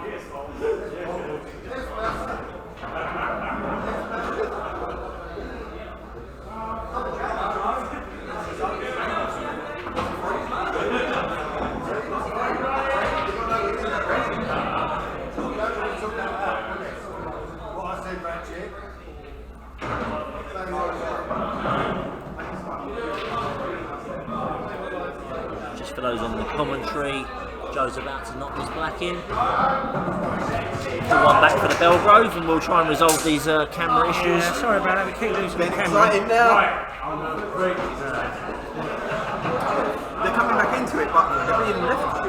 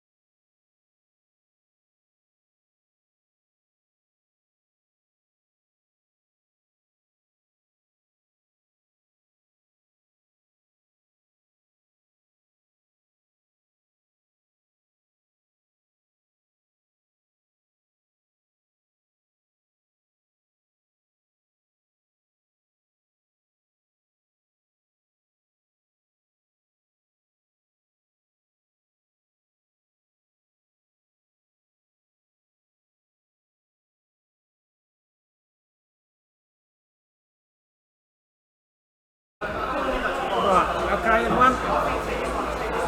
We're back again. So 5-3 to the Falconwood. Bellegrove staging a little mini comeback. This frame we have Sean from Bellegrove In the seat, Sean in the seat. against Nafty. That'd be good, 2 old timers playing there. Nafty's break.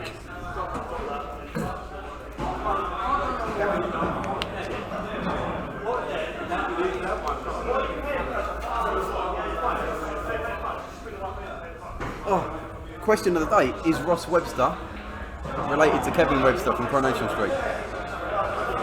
I'm not sure about that. I'm not sure where that question even comes from. There's been a little bit of technical issues, Claire, bear with us. Oh wow! So, The next question should be, is anybody hurt? so in the new rules, that is ball in hand anywhere on the table. As it was a legal break, well, it was a legal break, and as far as enough balls crossed the middle line, then he's got ball in hand anywhere on the table. But does he know that? And I can confirm no one was hurt from that break. And should have announced ball in hand anywhere on the table.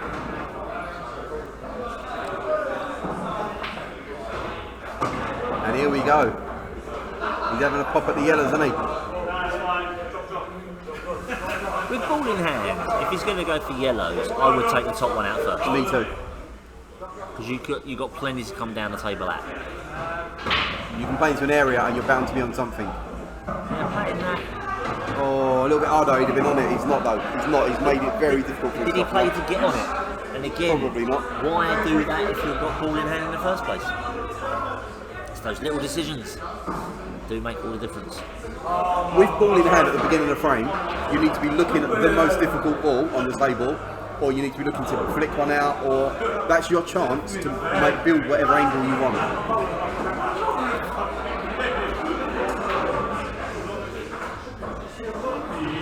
You can't fall back on the second shot either. You got one go at it. He's on nothing now, isn't he? Unless the yellow he's closest to go past the red. I think it does, but again, it's not a nice shot to have to play. How about the one above the yellow above the black? Does it go middle? I don't know that it does. I'm gonna lean towards no. I don't think it does. He could put it in the top if he wanted to, but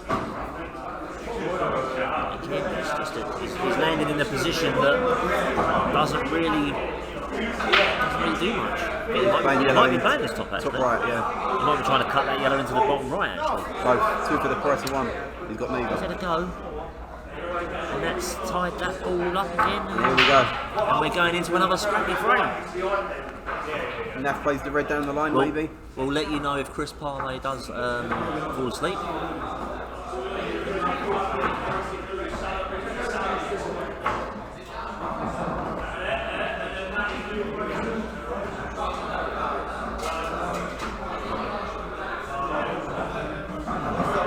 That was a wide ball, that. Not sure what Nafty was playing for there. The yellow closest. I'm not sure if it goes in the middle. If it does, he should be playing it. I think the shot here is to play the yellow that's touching the red, leave the cue ball behind it, just open it up. Playing this, where's it going? Alright, he's not done badly there. Yeah, it's gone alright. He's got a good cue ball there, but has he left this red in the middle? Hard to say for me. I don't think so. What will Nafty play? I think he can play down the table. The 3 reds in the middle, the lowest one goes to the bottom left. Yeah, the red on the right of your picture, it'll trickle that down over the pocket, I would imagine. I don't see any reason why he doesn't play the pot it. That's a good shot. That's a good shot. Could have come down a little bit further maybe, but he's got the ball along the rail. I think that's the shot. I think that's the shot. That's about it, isn't it? The cue ball comes across to go into the red and yellow. Even though the red goes, but it's hard to hold from this angle. So would you need, is that a plain ball, or would you need to put it left hand side to swing it into that red and yellow?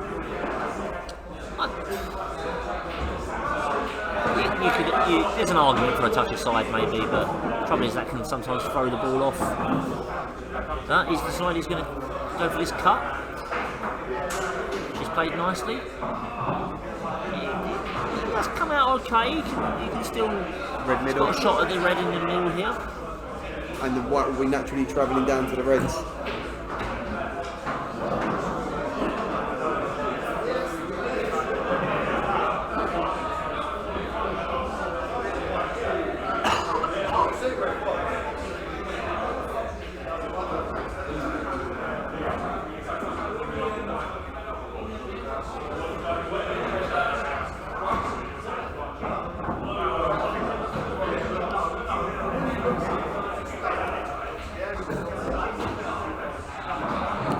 Not quite getting the cue ball under control. Yeah, he's landing a little bit short on each shot he's played so far, and he's having to chase the pots. So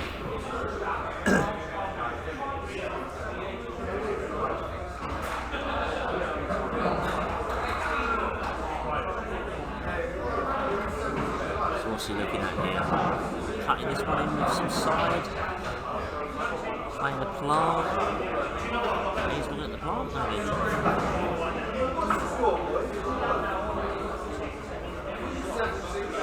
Yeah, it's nowhere near. It's lucky to a cushion. Yeah, that's true. Sean should be thinking about getting control of this table now. He can pop one and then play a snooker, or if he wanted to, he could go for this. He just needs to go on that yellow down by the red. Well, stating the obvious, he's probably looking at playing this one on the very right hand side and screwing it back to the top for playing that. If it does go, that's the shot. Doing that. He's lining it up, so presumably it goes straight back. It looks like it's a perfect angle to go straight back in the line. It's all about pace.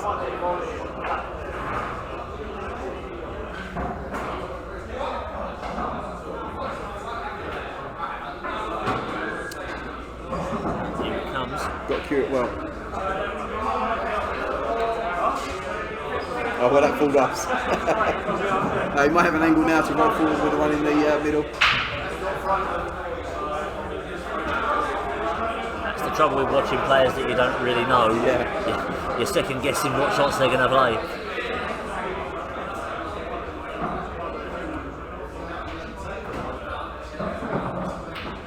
He's playing balls, definitely but got an angle now. It's like you said earlier.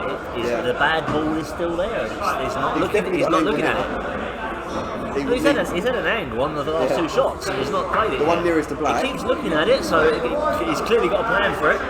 He's got to put a load of right screw in it and just screw down. I think he's landed with an angle here that's about as good as he's probably going to get Right, to there you go go, at screwing it. this one down. Well, we said that on the first shot, and that didn't really happen.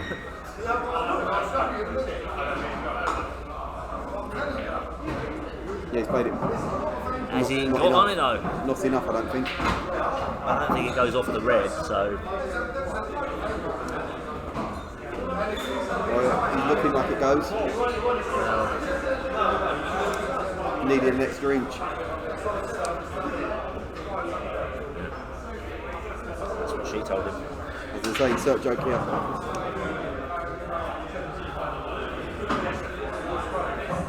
Oh, I forgot to put the colours down.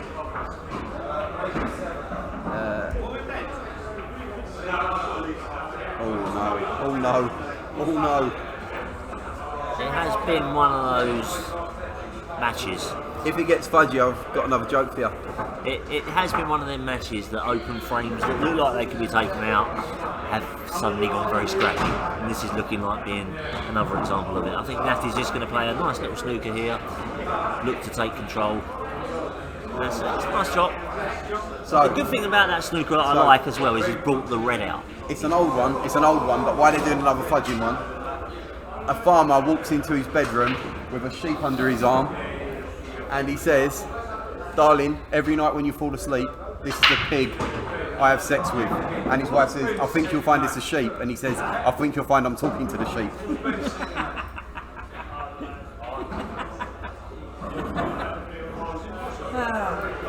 That's a better one, come on. I've got to go out with this bloke the weekend. Shocking. Luckily the music will be loud, I won't be able to hear it.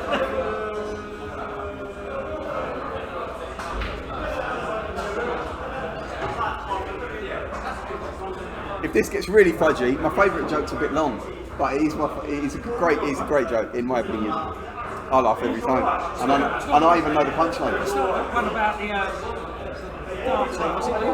Oh, that's a great one as well. Yeah. I don't know if that's okay for this kind of audience. You don't know who's listening.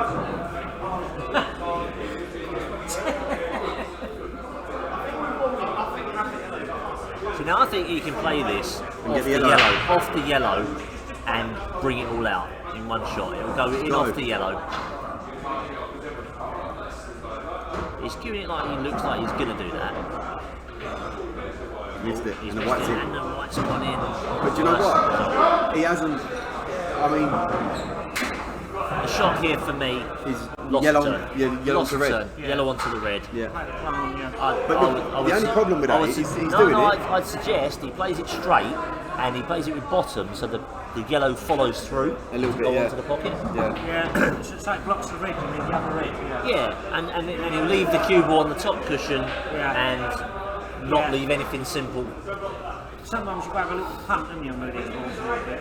So it's not super safe sometimes. That's not. He's played it with Do you know, a bit of the top, only which is problem the with same that result. shot, the only problem with that shot is if Nath pulls out a welder in that red, That's what I meant. he's got a massive pocket for the other red, hasn't he? But you've got to have a, that's what I meant, But you've got to have a punt. You know. That's what I mean.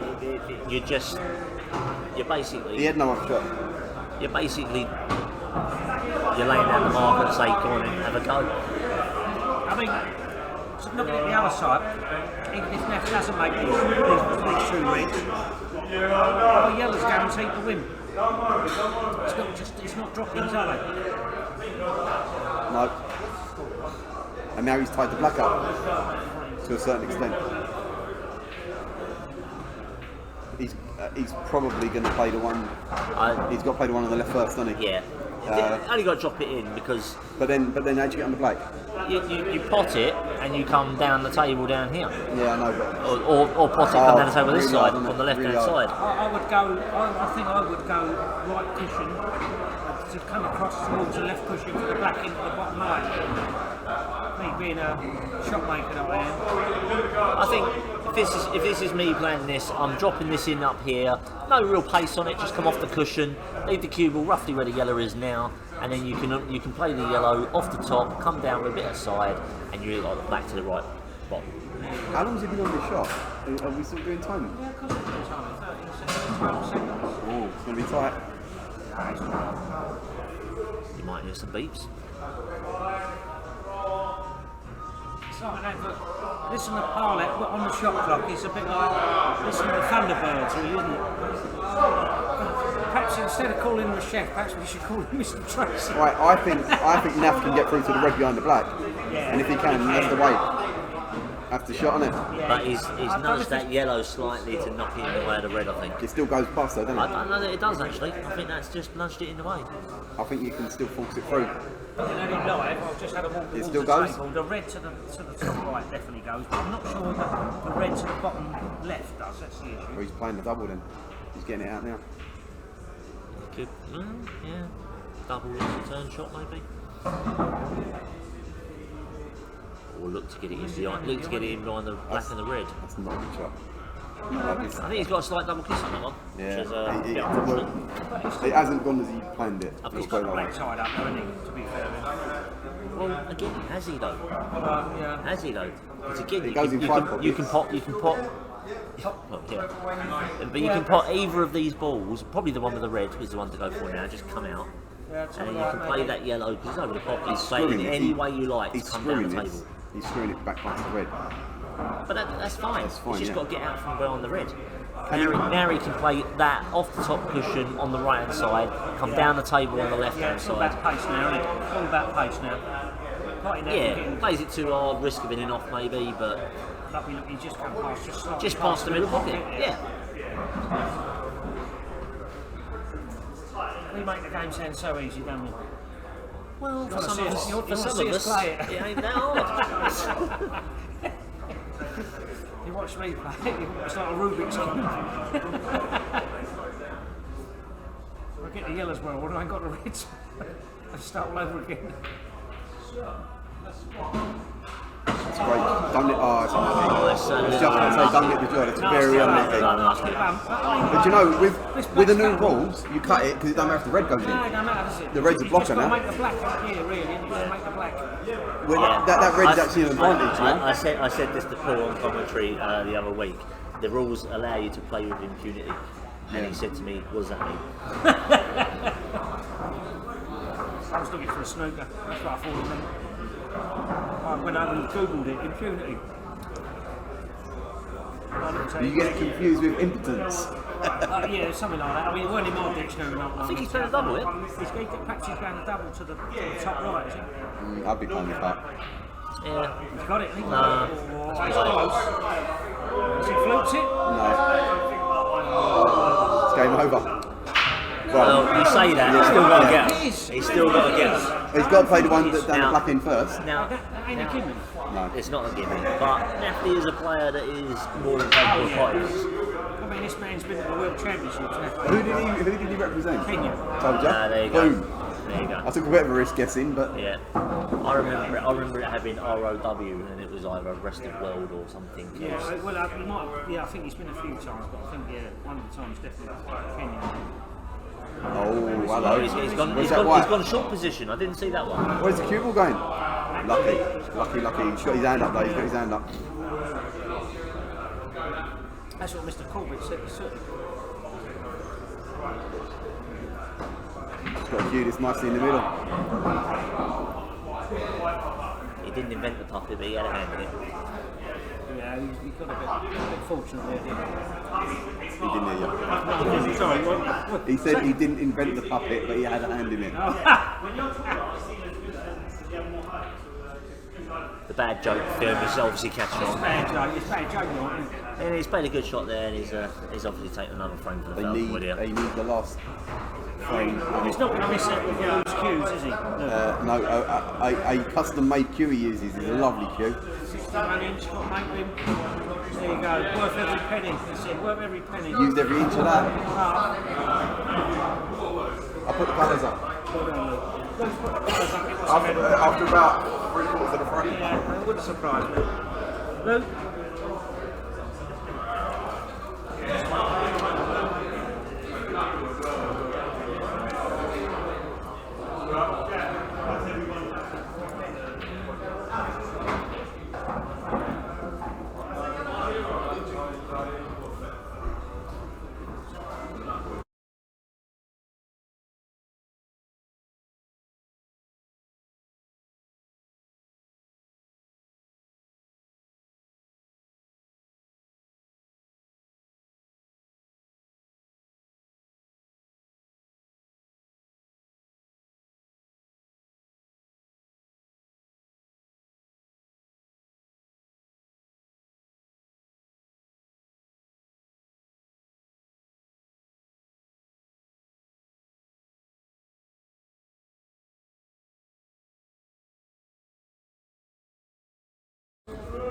Let's go live. Get some pull back on for you.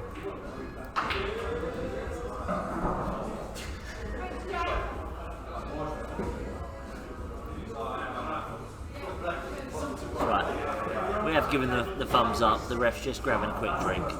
We'll be right with you with the action.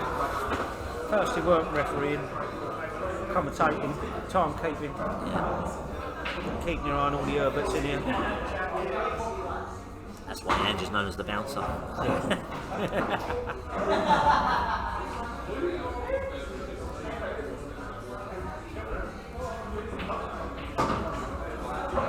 Right, Bellegrove 8. It's a must win frame this one, must win frame. And it is the Bellegrove to break. Peter Malt coming into the set now as well. Pistol, nickname?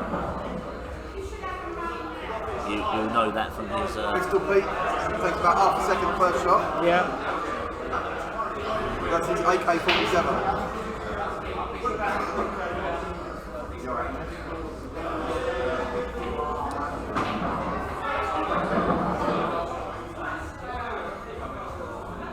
Right. He's playing Ross Webster, not our cars. He's playing Ross, yeah, don't tell him that's a Louis. Yeah. We don't. No one does. Ross is a much improved player, I think, as well. Yeah, Louis was saying earlier he's one of those players that either plays really, really well or just chucks one in. Yeah, he's very attack-minded. But maybe in these rules, it's not a bad thing to be, you know. I think he's left himself an angle he's going to look to go into these. To be honest, that's yeah, he's going to play this one to the bottom right and probably screw over and try and develop these three reds that are a little bit awkward. Still don't like the one closest to the left hand, the one he just hit. Yeah, I never liked that. He's not come out. He's not really on anything now.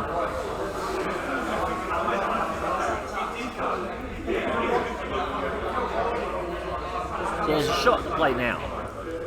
I've just seen. He could play the red onto the yellow, take the yellow over to the cushion, and follow the white ball behind the other red.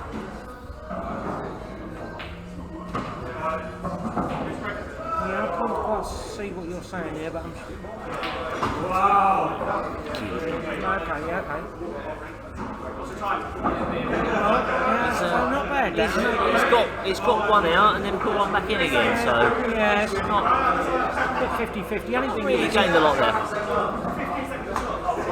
He's giving himself a chance to attack again, you know, if he gets the table back. Peter Malt is one of those players that the shot clock is not going to affect in the slightest, and you will see that from the way he plays. Famous last words. You watch a time foul come up here.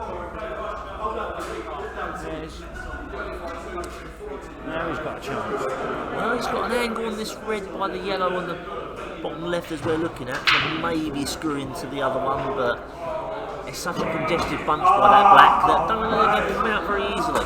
No, I think you're right. I don't think they come out easy, but I think you don't attack like this. I'm not quite sure when you're going to get that out there. Let's see. I might be wrong. Perhaps it'll come up the top here and with a bit of left-hand side and go in there. I don't know. Yeah, that shot's not there. No, fair enough. I don't see the thinking there. I don't think he was actually trying to pop that. If he's played that in such a way that he's left the cue ball there. Not sure about that. It's either that or he's just mocked up the shot a little bit. Yeah, maybe. Maybe misjudged, maybe. It's possible.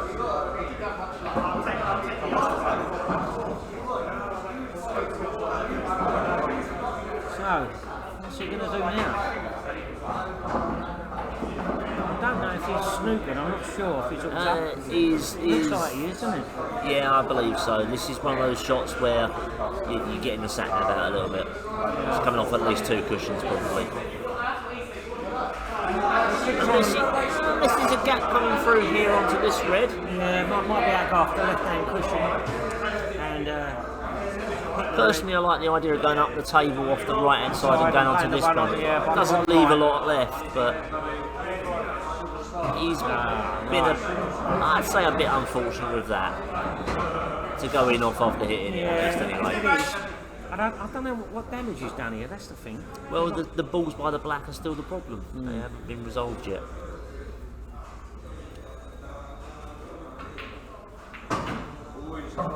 See, the ball in hand now, he can look to get these balls open and still leave a snooker. Yeah, I think he's going to be playing. Yeah, I think he's playing the right shot here. I think just nudging this by the pocket. He's got to play a bit of finesse though, please. Yeah. I think it was the right shot. He just bounced that out and left it. There's a phrase out there people will know about. I can't say it on stream at the moment, but his touch wasn't quite there, should we say? I don't know how you can have any control over the cue ball when you play that quickly. Without any, it's like there's no aiming, but I see what that's how he's always played, isn't it? Yeah, that's his style, wasn't it? So difficult to style any sort of very control. nice well. Yeah, I don't like it for me. You're not set to play the shot, but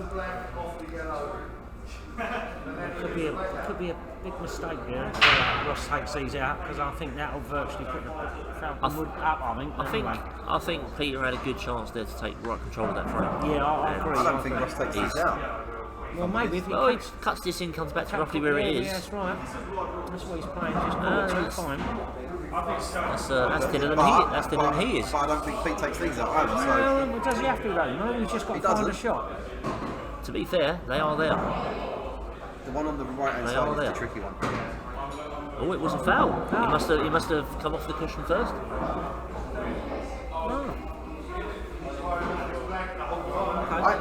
That didn't look like a foul from here, I must admit. I'm But going to rewatch because I don't think it was.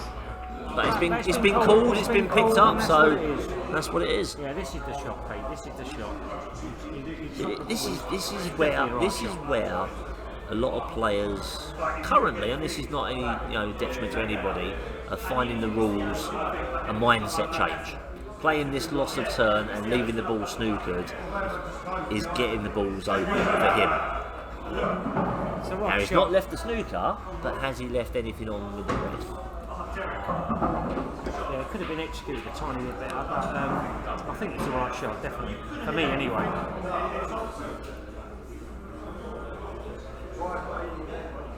Put the sound back on.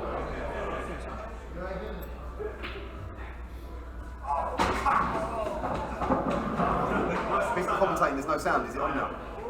Definitely on. Yes. Is that clear?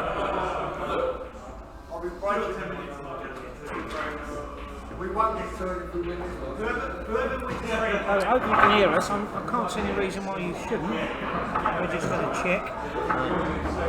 Well, I'm going to check anyway. The battery's running down a little bit, so I've not been on it all the time. Yeah, okay. Now, for here, I think Peter's got to go at least. I think they're all there to be taken out now.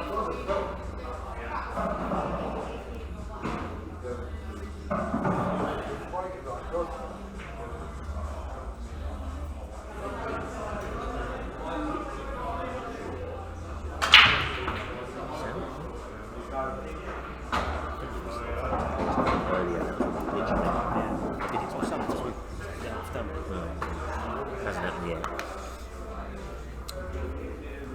So yeah, I think Peters should be going at least. I think there's no reason not to.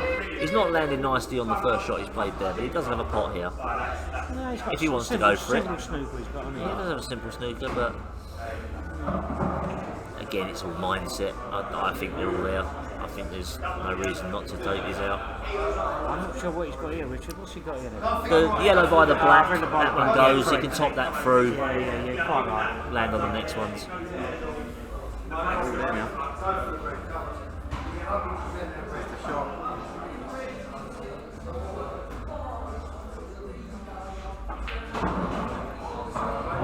See, he is able to play them slowly. And they said, able to play him slowly, but he doesn't. He never pulls the cube back more than once before he hits it. No, I know. He's queuing up there. That's the queuing up. Doesn't need to do it on the shot. Yeah.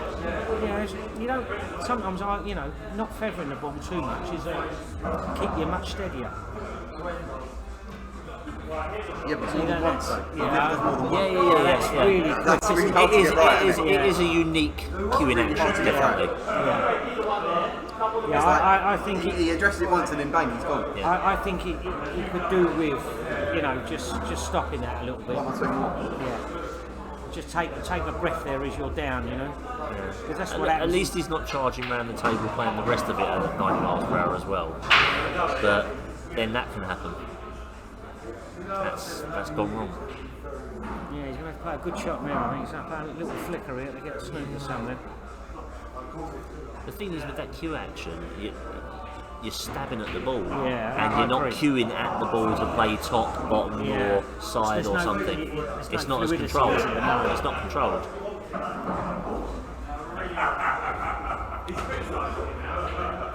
So is he looking to flick off the yellows and land behind them? Is he looking to play the plant pot? Oh, not for me. You know what I'd be playing. Yeah, the flick off's probably arguably the right shot here, where he's left it. He could flick off either side, look for the black. The black's a block here. Is he trying to cut this in? Yeah, that shot wasn't on for me. So Ross here with red and This black is a really chance. to put the Falconwood on the hill. This is a chance.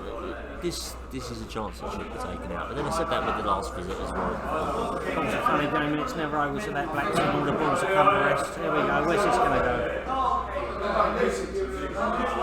Wow, It nearly went in on table 6. we're playing on 7.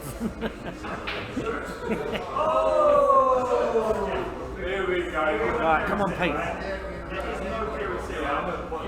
One nice shot here, and if you can just roll this unit down, even if you take the pocket, you've got something to play with.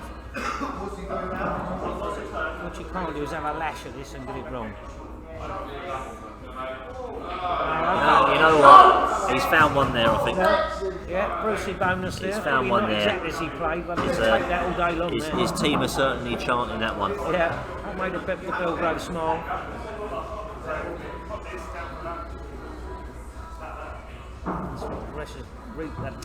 Ross is going to give this a bit of hammer. Right, come on in, Pete. I think he can look up. He's got a shot to nothing, you know. Drop that down to the top right, top left, sorry.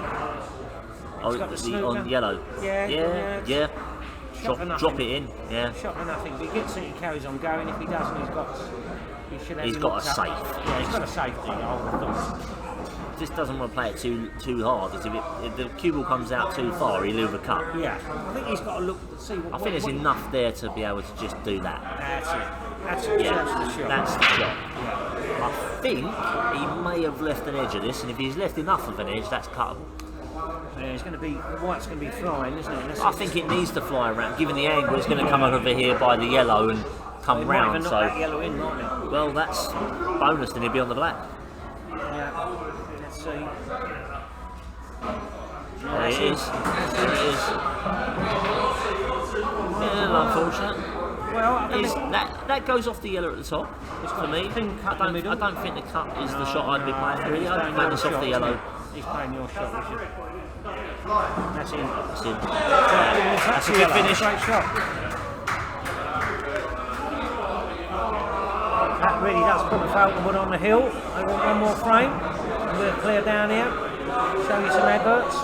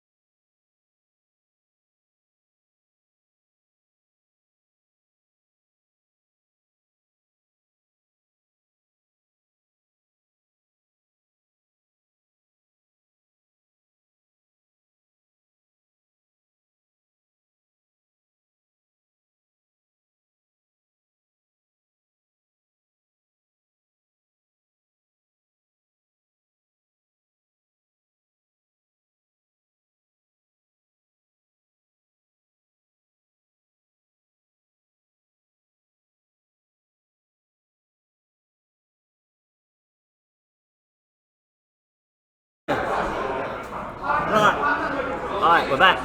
We're back. Sorry about that. We lost the scoreboard. Anyway, we're back here now. Falconwood 7, Bellegrove 3. It's going to be Jamie White for the Bellegrove. Bellegrove even. It's Falconwood he plays for. He's breaking off. Not sure yet who he's playing. Again, we haven't seen the sheet just yet. I'm not sure he's racking up. I think someone's in the toilet where he is playing. It's not Louis. Yeah, it's not like they've had time. He's not here. I can't see. I think it might be someone to the side over there. It might be Paul Williams again, actually. Be an irony because they've played him already twice. It's broke anyway, so they must be, near the table. His ball's in, and that's a fairly open table.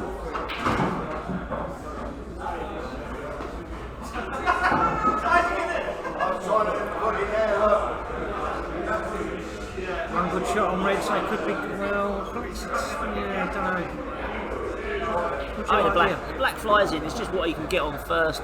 Yellow. If the yellow goes past the black into the middle, that's a shot. That's the shot. Yeah. Then these yellows are. I think they're gone. I think, but let's see.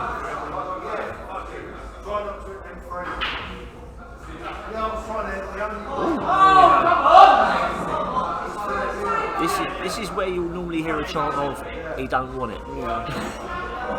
Stuck his eyes out. Yeah. Fortunately, people like that are not here tonight, so that's not the call we've had to deal with. Yeah, so it is Paul Williams that's playing for the Bellegrove 8. Yeah, they've played at different positions and still managed to draw each other 3 times tonight. Is that right? Yeah, I didn't realise that. Yeah. They was playing at number 2, I think, for the first 2 sets. And now they've both gone 1. Jamie's had the little advantage so far, so Paul will be looking to keep his team in the game with this one. He's got a lot of experience. There's all there, but from that position, Reds might have been a good option.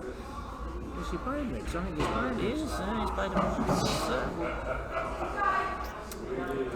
Okay. Not bad. Okay. If he can knock this one in the middle over here and hold, then come out to the middle of the table somewhere. Don't know how tight that is on that jaw.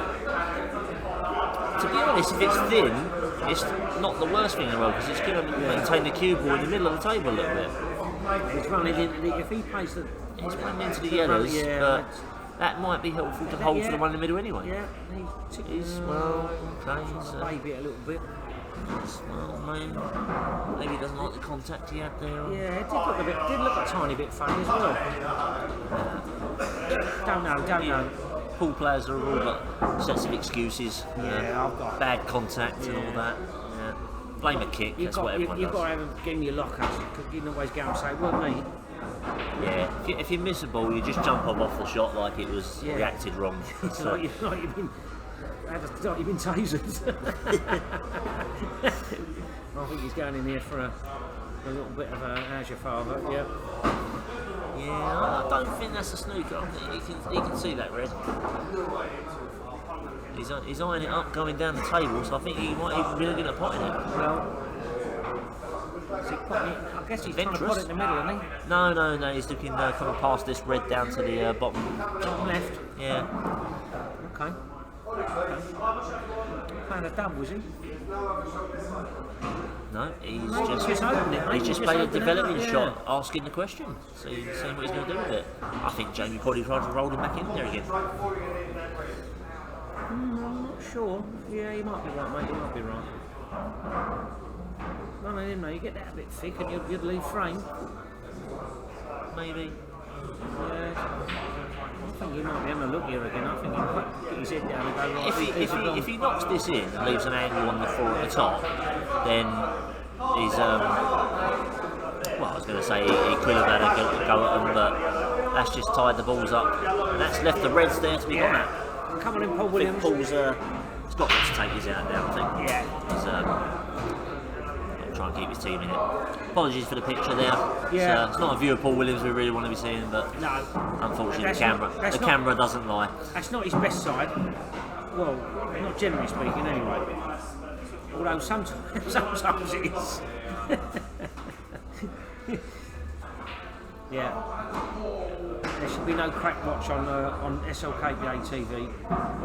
We don't subscribe to that. Let's go, man. Where is he? He's gone a little bit further than he wanted to there, but that's Still got a cut on it.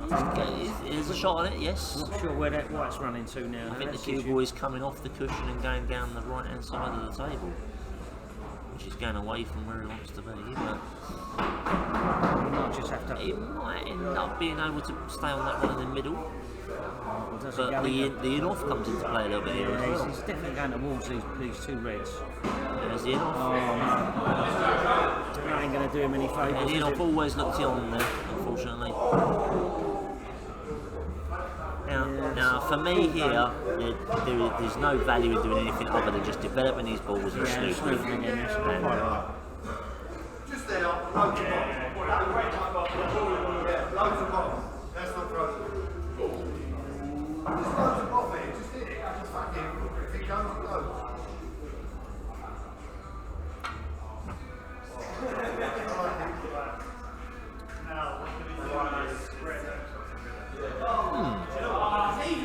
Not bad, though. Not bad. Not bad. he got the cue ball, which was the I think the objective in the end of that one. But had it gone in, those other yellows might have developed up.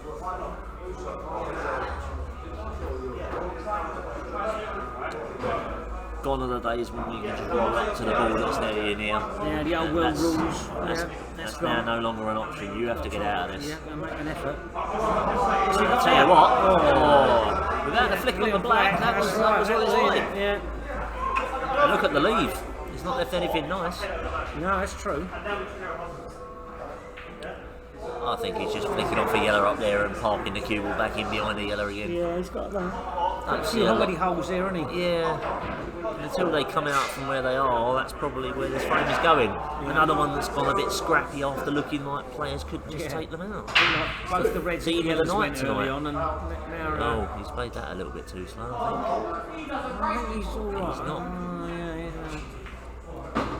Paul's playing. What's Paul trying to play? He's playing the red off the cushion, off the yellow, over the pocket. Yeah.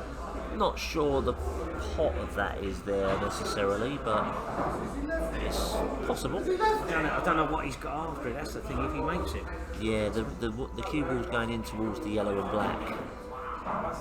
It's not really gone where he wanted to, he left himself. He left too much, I suppose. the thing is, again, Jamie's got 7 balls on the table to hide behind. He doesn't have to force. He doesn't have to force the issue here. Not easy idea though. He's only really got to flick off the one he's near. He's leaving the red nowhere and take the cube up the table. Yeah, true. That's true. He'll shut. By playing this, he'll shut that red. Yeah. Well, no, I'd have been looking to get up the table a little bit further than that, because he can bring this red out now. He could even bubble it up to the top right hand side. Yeah. I think that's the shot, isn't it?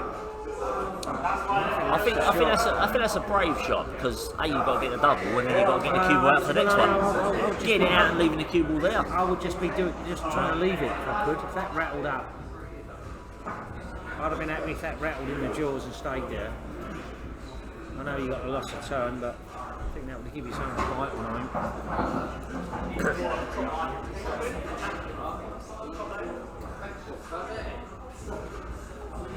I've seen so many people have what you think is a simple loss of turn shot. They don't execute it very well, and all of a sudden you're banging business. Yeah, Jamie's keeping hold of them here. Apologies, I haven't put the colours on. I have now.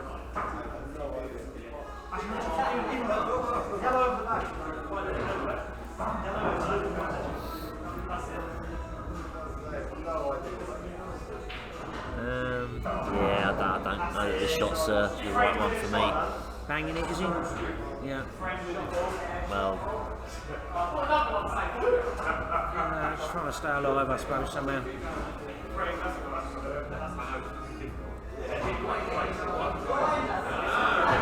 see, I think now, where the reds are sitting, he's got now a good opportunity to bring out a couple of these yellows. He can come off this, where those two are together by the right hand side, come off the left hand side one, develop them two, and just bring the cue ball across behind the other one. So I'd be on the one. Yeah. Even if you don't get the full snooker, you're not leaving the ball. Yeah. Looks like it's what he's playing for. I think I think he is. playing your shot there. Yep. He's not really developed the yellows as I would have liked personally, but Maybe a tiny bit better than they were, but yeah. I think he was more focused on the cue ball that time. That's the thing, and it's sometimes you've got to make your mind up whether you want a cue ball or a good object ball, you know. Some people try and play everything and get nothing. Well, he didn't leave a snooker, did he? The thing is, the more he doesn't get the snookers and the more he doesn't develop these yellows, the more likelihood is Paul's going to get these reds into positions where he can actually put them. Yeah, that's right. Yeah, I know. Yeah, that's right. It's a lot easier snooping on one ball when there's only one red on the table. When there's 2 or 3, it makes life a lot harder.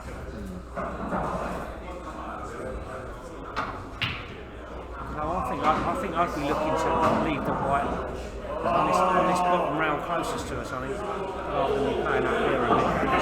It looks a bit dangerous if you get this wrong. Okay. Drop that in. I think he'll again be looking to squeeze behind those 2 yellows that are close together. He'll build a wall and he'll flick off one and build a wall. That's it. The only trouble with doing it is he's probably going to tie the 2 yellows together again. Yellows up again, I know.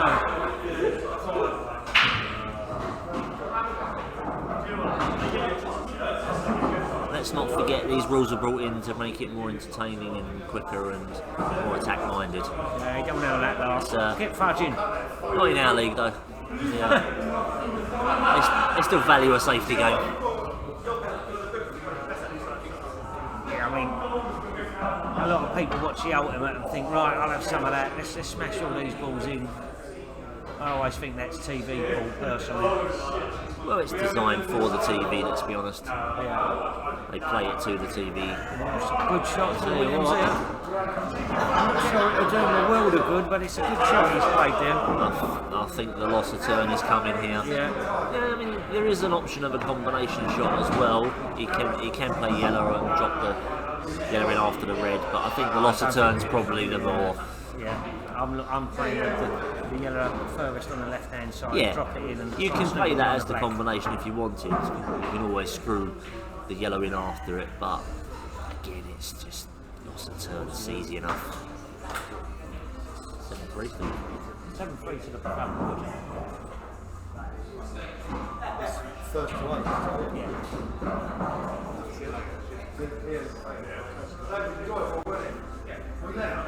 We haven't really heard. Have been many extensions on rubber ship? I've heard one extension.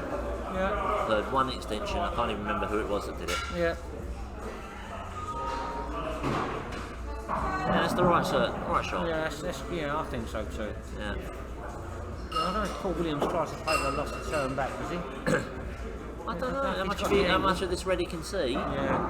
He could certainly try and double it back for a loss of turn again, but There's no the value in it, I don't know that is there really. Yeah, it's just trying to stay alive again, isn't it? Really, you know. He's trying, I think, to play that off the black into the middle, and he's maybe. caught the wrong side of it. Again, look where the red's landed though, it's in a world of trouble. Yeah. Jamie's got free reign to have a free shot at anything I'd here. certainly be. I think I'd be opening balls up. He's now. got, I think, bring them out now, Yeah. where they're left. And he can even play a simple snooker, but and open balls up. Yeah, he needed to pot that, and he has, so that's a good shot. If he hadn't potted that, I'm not sure that would have been such a good shot, but. Because I'd want these open, personally. I'm saying you're going to hit the red. I think they go now. finish. I think those yellows go past each other. Yeah, you might be right. Yeah, you might be right. Go there, maybe. Yeah. Yeah. I think this is the beginning of the end. This is looking ominous now for Or the the Bellegrove. end of the beginning. Definitely something's happening anyway, isn't it? See the start of the beginning. Start of the beginning or the end, or the end of the finish. God, the beer up here at the moment is ever so strong.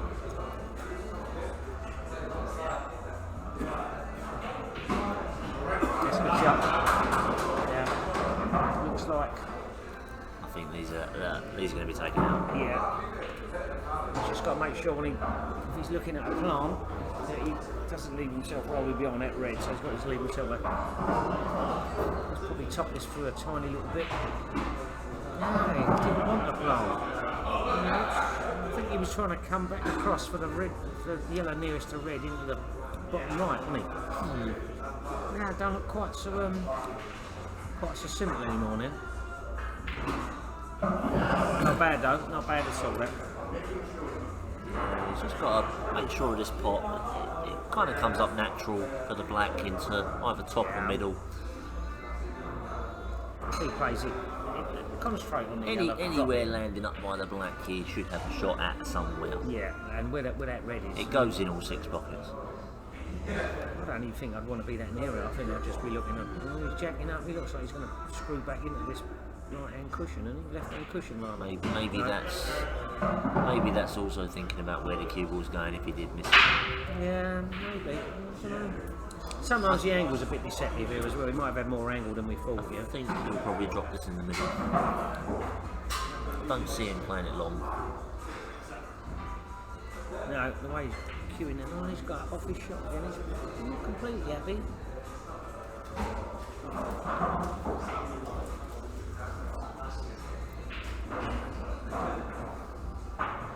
I think it'd be a little nervy one if he was at 7-all, but he's going middle. He's got it. He's got it. That's the Falconwood. Promoted. Yeah, they'll be playing in the Elite League next summer. Hard luck to the Bellegrove. They didn't really quite have it all their way this time. No, they Didn't take the chances.